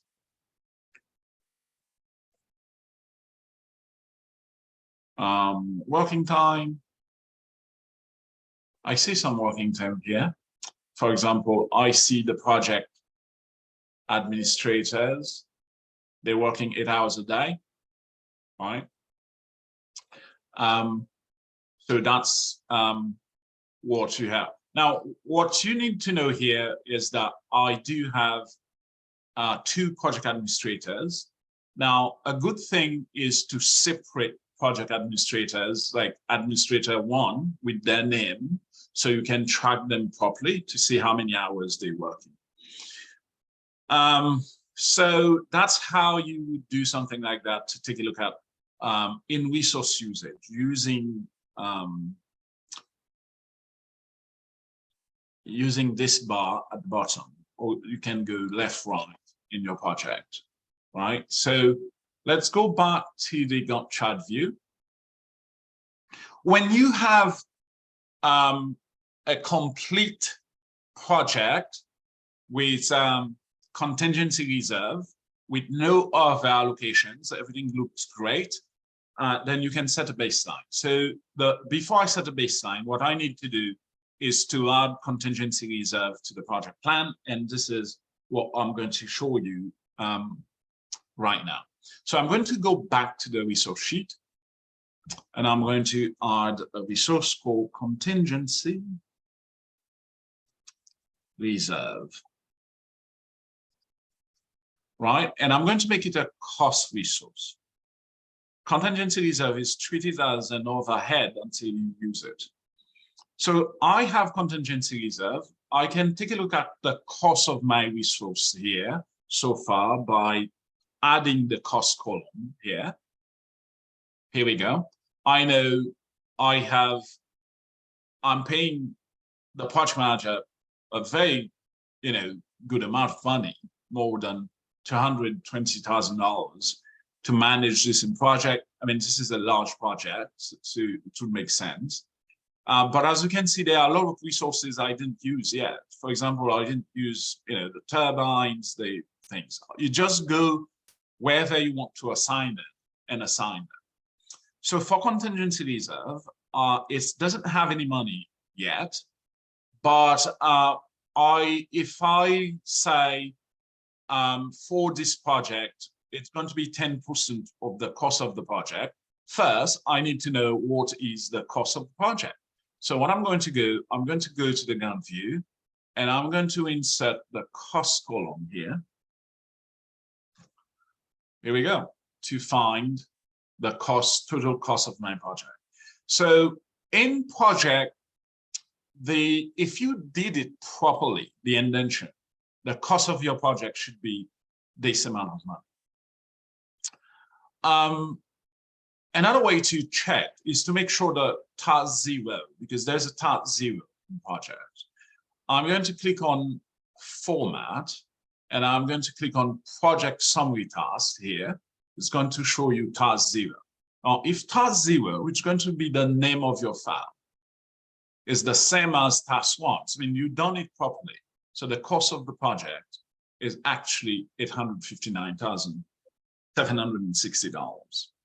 And if you say, I'm going to take 10% of that, 10%, you take 10% of that as contingency reserve. Now you have to add it to the project before you set a baseline. So I'm going to go, okay, so where do I need reserve? I need reserve based on your knowledge of the project. So inside identifications actually may need, I see some risk there, I may need contingency reserve. So resource assignment, look for contingency reserve. Now, how much reserve? That's the only way to do it for cost resources. You can only add a cost when you are assigning in resource assignment. So I need $20,000 here. So that's that. And where else I need reserve? I need reserve in feasibility study. I'm going to look for reserve again and type another $30,000 here. right? That's 50,000 reserve here in total. And I'm going to need some reserve probably here because I see some risk associated with that. So I'm going to look for reserve and type another 30,000 here, reserve. That's the one I want, 30,000. And okay, so now if you go back to test whether you've done it properly, click on view, resource sheet, and here we go. You have 80 grand here in reserve. Now, if you want to add travel costs, you can't type here, you can't type here, you can't type here. You can type for the other type, but not for costs. So you have to go back to the gun view, say project manager, spend money on travel, on pre-feasibility study. This is where I'm going to use it. Resource, assign resources, look for travel, where is it? And how much money was travel? 4,500, right? So if you check that, go back, see, now you have 45,000. So this is how project incur costs.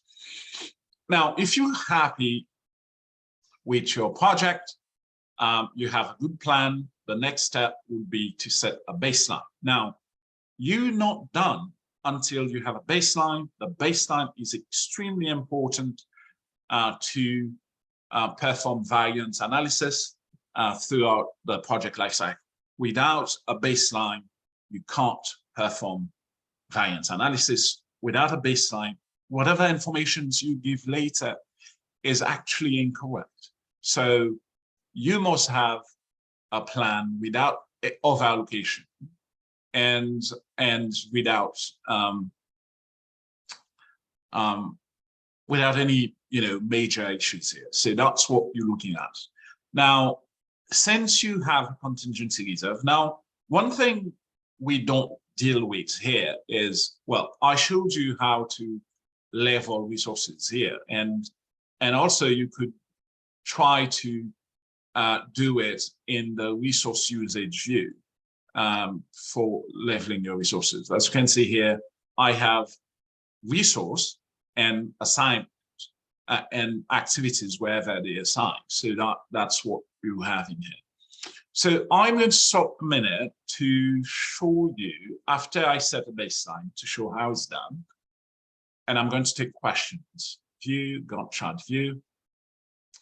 And to set a baseline, click on project and then set baseline. And then I'm going to set a baseline for the entire project. Right? And to check this, to make sure you have a baseline, you can check this in project information, project statistics. Do I have a baseline? Yes, I do have a baseline set on July 1st, 2021, the start date of the project. So that's what you're going to do. In project, you can clear baseline, add other baselines throughout the life of the project as necessary. In project statistics, you can see percent complete in terms of work and duration. You can see very important information on your project. So I'm going to stop here to take questions before we complete the last tasks necessary for you to really know, and then we're going to go questions by questions and show you things as we have time to do it. So chat, what do we have? How did you insert row 1?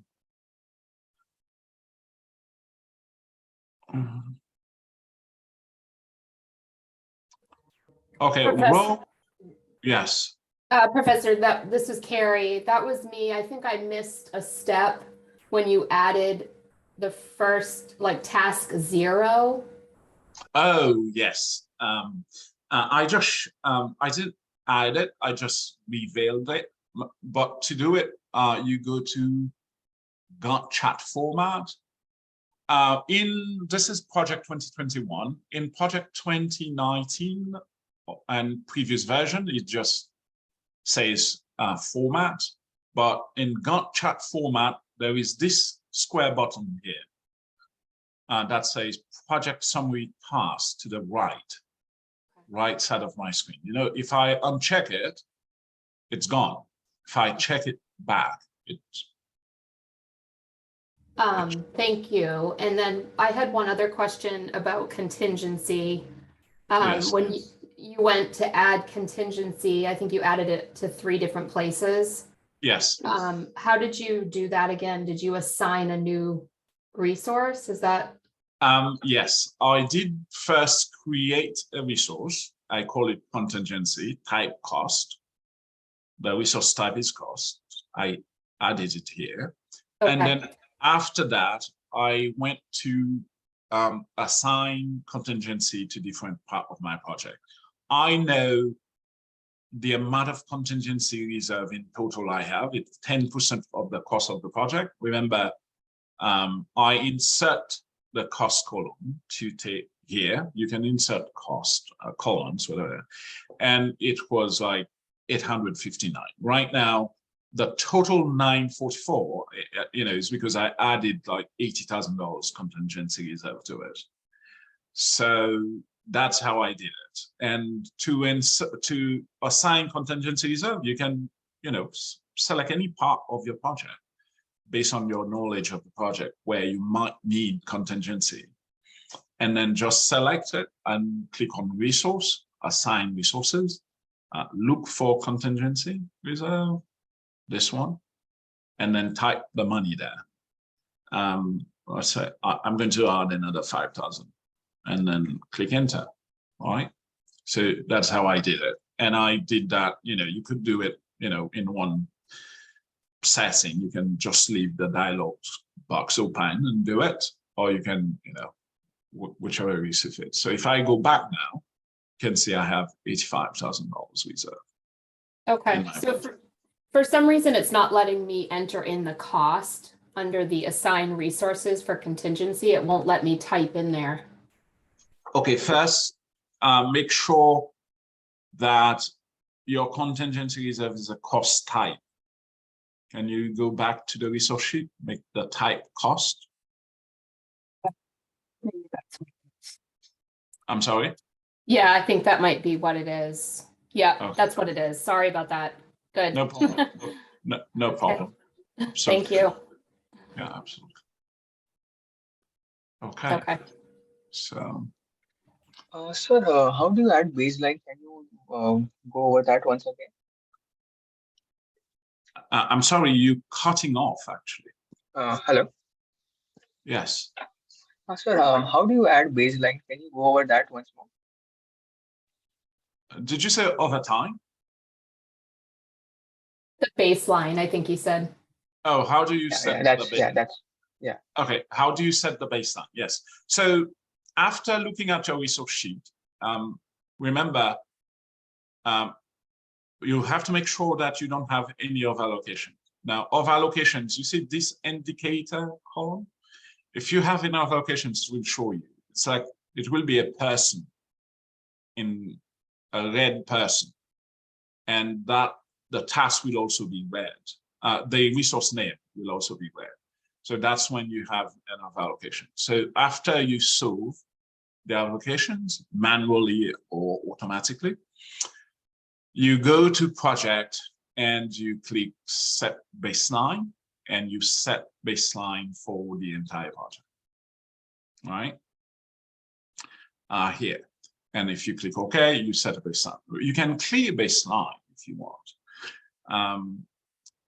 For example, my baseline, I said I could clear it. And the reason I could clear it is because after I set the baseline to show Kerry what I was doing, I added $5,000.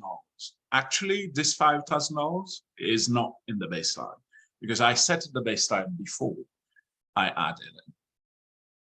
So it is very important if you want to control the cost of a project that you want to make sure that it is part of your baseline. So I could clear my baseline and reset it if I wanted to, just by, click here, clear baseline, and then I can reset it to make sure that it includes the $5,000 I just added. So yeah, I mean, thank you.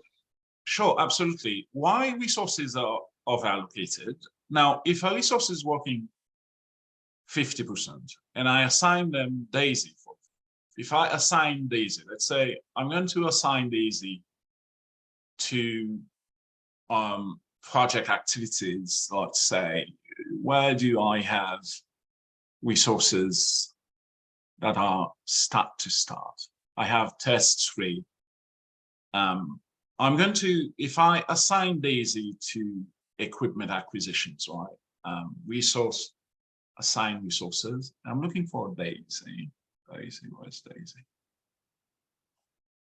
There we go. And I assign Daisy here. Right. So now, as you can see, if I have no other allocations, because if I did have an allocations to show in the indicator column, but I have test 3 and 45 that may start at the same time. If there is no lag time, right? And let's say that I also assign Daisy to work here. Assign Daisy again. Yep, of our location. And I know this was going to happen because I assigned Daisy to work on 2 things that actually will start at the same time. This is a person that only works full time. So I did that to show you what overallocation looks like. And if you go to the resource sheet, you see Daisy here is overallocated. And if you take a look at resource usage, look for Daisy, for example, you can see where these overallocations by using this, but it wasn't at the start of the project.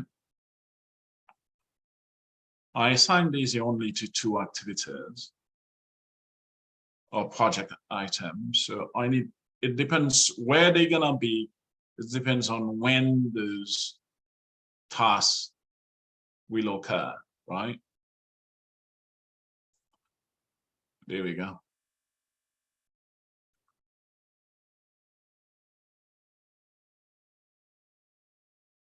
Okay, so what it's telling me here, on Friday, you assigned Daisy to work 8 hours, but she only works actually 4 hours a day. That's how she's scheduled. And to give that demonstrations, Daisy's only working half time, and all of these days I assign her.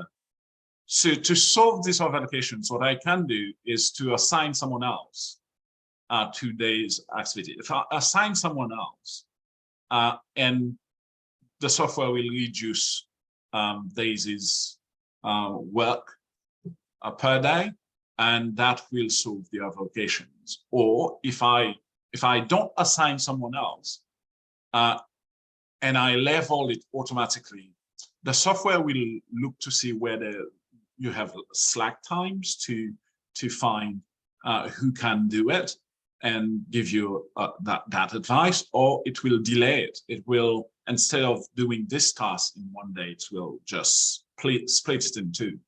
4 hours to this, 4 hours the next day, and then that will delay your project. So if you don't want to delay install temporary power and equipment acquisition, so what you need to do is to find other resources to help Daisy. So that's what I wanted to demonstrate in terms of allocation. So you have to be, careful on how you choose to do it, because it should always be based on your stakeholders' priority, whether you want to delay a task or whether you want to assign more resources to it. And obviously, if you don't want to delay your project, it would be finding people with slack time on the resources they're working to make sure they actually help Daisy with the allocation. This is what we call resource leveling. So I can actually so what else we didn't cover yet in our, we did cover step 3, create a resource pool, add resources to plan duration, finish date, start state. Okay, so one thing we didn't do, I'm going to actually remove this of our location. And then, so what I'm going to show you, once you have a baseline, and you have a good plan, this is called a performance measurement baseline. The performance measurement baseline has the scope of your project, the schedule, and the cost, right? So now you can assume that your project is underway and you have been reporting progress on some of your activities. For example, to report progress, you can say, well, actually, I've completed all the initiating activity, high-level planning, we're all done with that. Let's say they are 100% complete. So click on task, 100% complete, right? And when a task is 100% complete, they'll have a check mark. Now, if you think here, because that's what I actually set my project start date in the past to be able to show you this.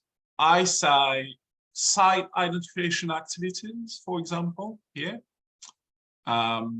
Anything that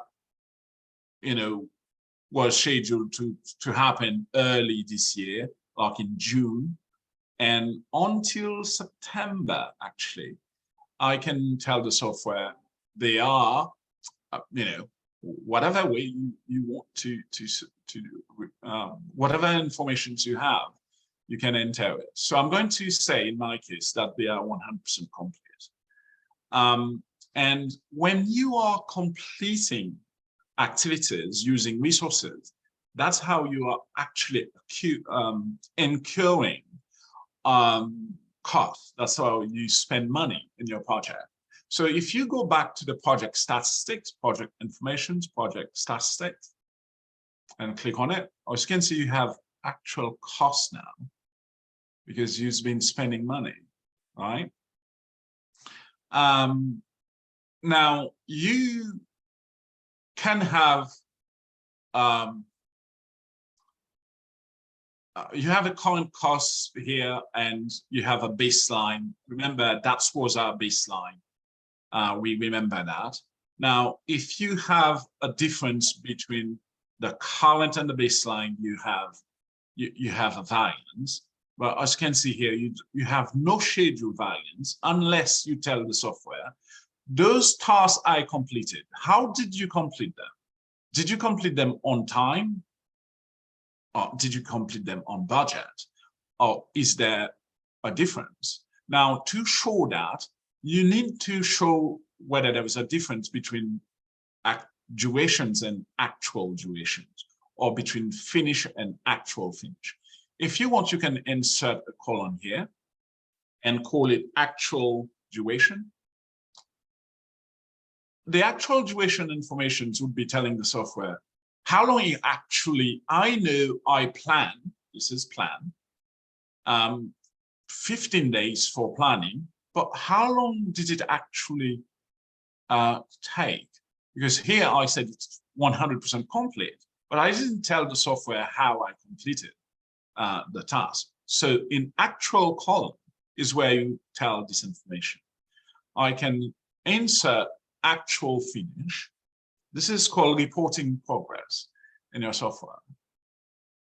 So actual finish, I entered actual costs. I need actual finish. This one.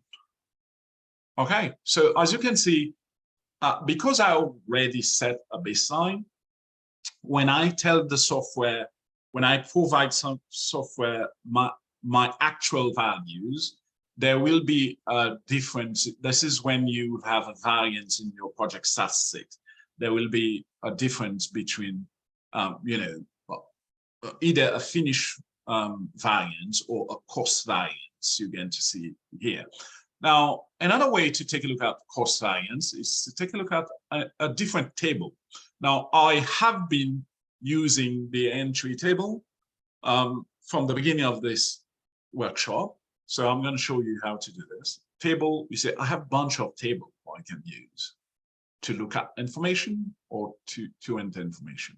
Now, I need the earn value table, or you could take a look at a variance table, right? To take a look at variance, right? Start variance, baseline finish, baseline start, finish, start, etc. You can enter duration and actual duration. It's not already here.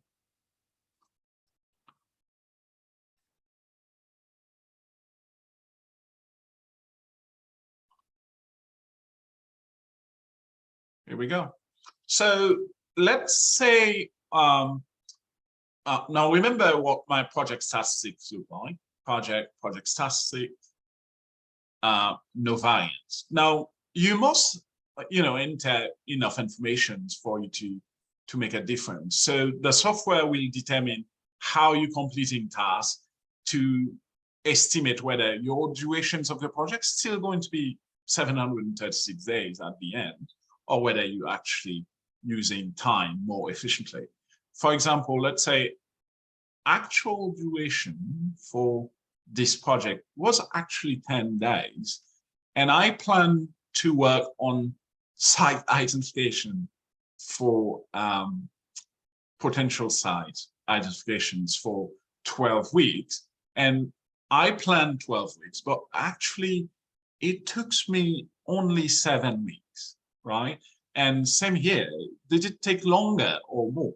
Well, you are actually very efficient project manager, and you said, well, this actually took me 8 weeks. Now, if you do this enough, when you go back to your project guys, if you can see that whether you're going to have, a finish variance or not. Now, another way to look at this is in project, in the end value table. The end value table, it's, giving you very good information to do that, to analyze your project, to forecast the future of your project, and to take a look at your efficiency. Now, because you've been using money, you've been using time efficiently, you save money because time is money.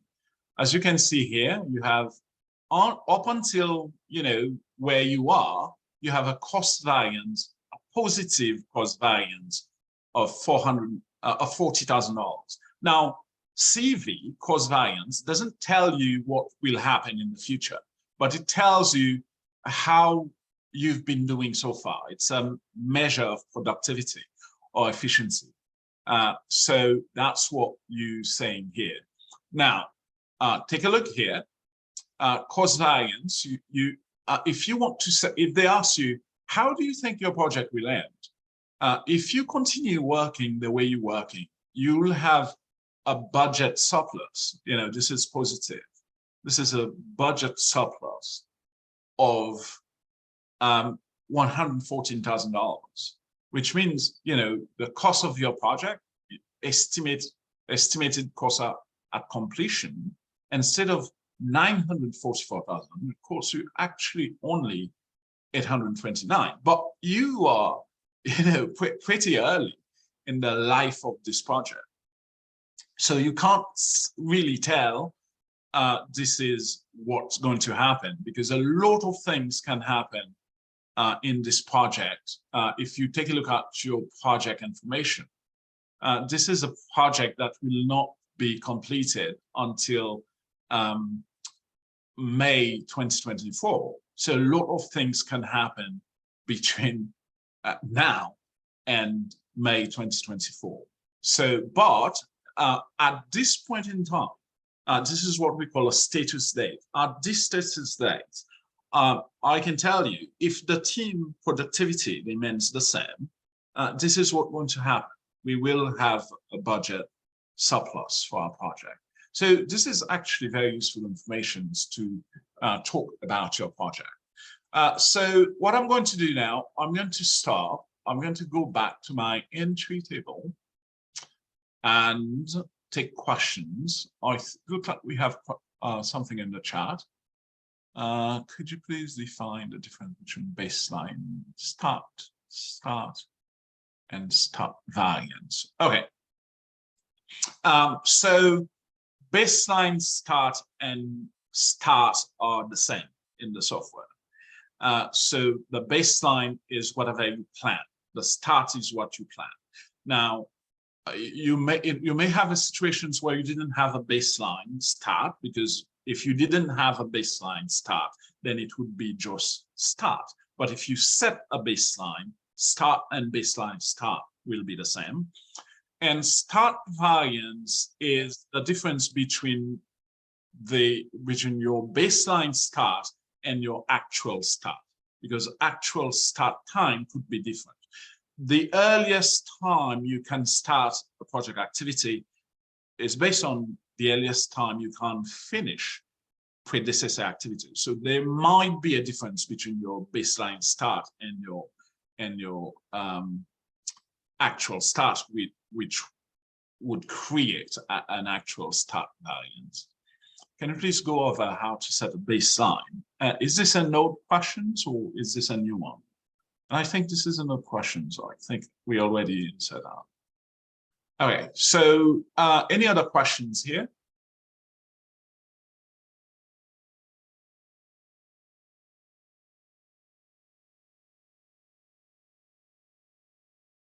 Questions?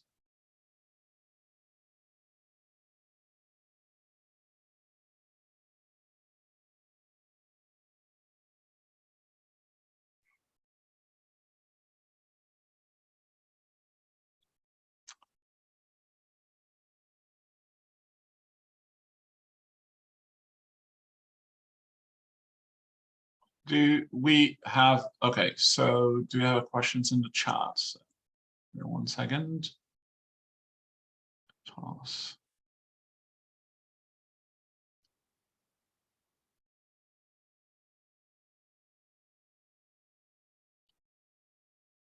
Okay, so let's take a look. Okay, no questions in the chat, thank you.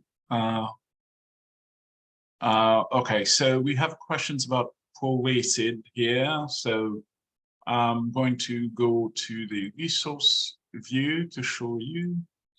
So when you spend money, when you plan to spend money in your project, you can prorate the amount of money through the life of the project.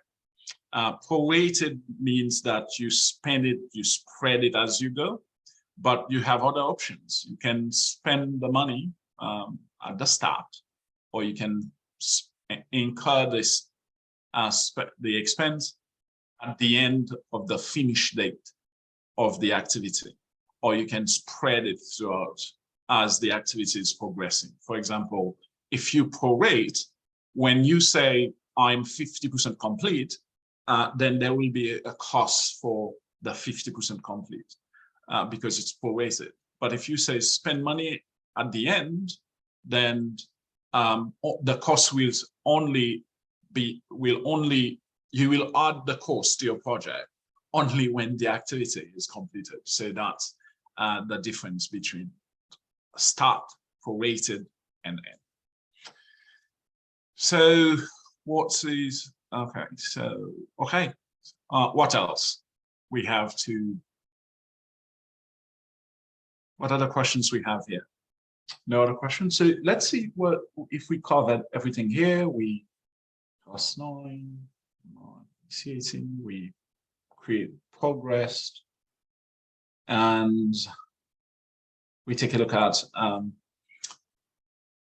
project statistics. Okay, so there are 2 key indicators in the environment. This is for lab assignments anyway. There are 2 key value indicators that allows you to answer questions about the finish date of your project. It's it's VAC and EAC. So these are the, so now what I'm looking here is EAC and VAC for one resource. So you have to take a look at this information from the Gantt chart view. Remember, what you see in project depends on the view in which you are, right? So that's what you are looking at here. That's the, now if I, one view, so that's what you're looking at. So can I make any difference? Let's click on view, more tables, edit, name.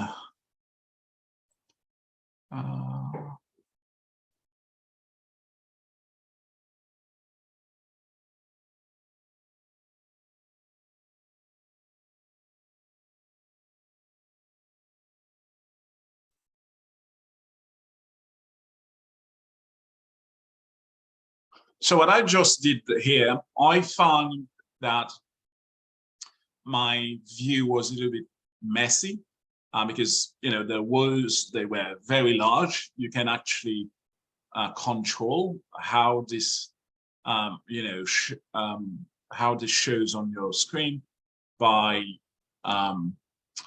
doing it in the table here. Table, more tables and edit. And then by telling the software you do not want header wrapping or text wrapping, it will make sure that, you know, everything is very neat in one column here. So that's what I just did. And if you see, if you want them to show like this, then that's how to do it. Let's see, questions in the chat. We don't have any questions. So let's see, did I cover everything here? I think I covered everything, auto schedule, etc. So what's the key things here? To have an accurate estimate of your project finish date, meaning that you are planning, you're using forward planning, starting from the start date of your project. You need to ensure that you have a start date for your project, and the start date is entered in project information, and entering a start date for your project. Do not enter a finish date, and you only need to plan forward. You're planning from the start date. You could plan from the finish date, but I do not recommend it. You should do forward planning. It's, you know, much easier, and that's how we've been doing it for centuries. So we're pretty good at it, right? So that's one thing. So another thing you need to have is what we call, or if you go back to the entry table, you need to make sure you have activity duration, right? And you need to make sure you have a close diagram.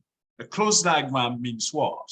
A close diagram means every activity has a predecessor, except the first one, and every activity has a successor, except the last one.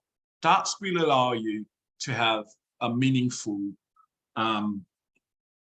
close diagram where you have a correct estimate of the finish date of your project. The other thing is that we need resource assignment. Without resource assignment, the activities will not be completed, and we can, you know, use resource leveling to level our resources, or we can do it manually from the resource usage view. Now, if you have over allocations, you must serve those over allocations before you set a baseline. And the other lesson is that you must have contingency in the plan before you set the baseline. Your cost baseline is the cost of your project activities plus the contingency reserve. without the contingency reserve, your project cost baseline will not be a good one. It will be in conflict, right? So I'd like you to remember that.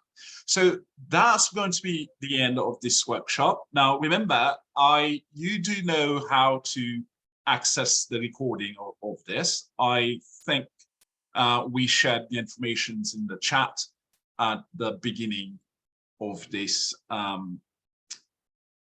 workshop. I think I can post my LinkedIn again, and where you're going to find a recording of a lot of the things we've been doing. Why does this doesn't let me copy it? Give me 1 second. Maybe you want. Okay. So where's the chat?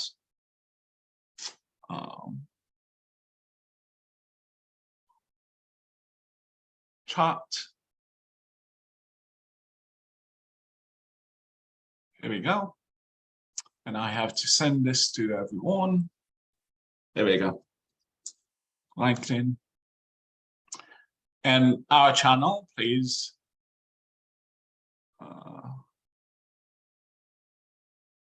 My mouse is acting up. Okay.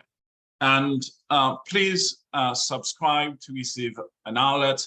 We do have a lot of videos about, project primavera risk analysis, project management key concept, where we clarify terms for students. We're going to very soon publish a video on the key concepts of foundations of project management. So thank you for attending. It was really a great pleasure to answer all your questions. Stay in touch. You can certainly reach out to me, even if you're not in my course sections.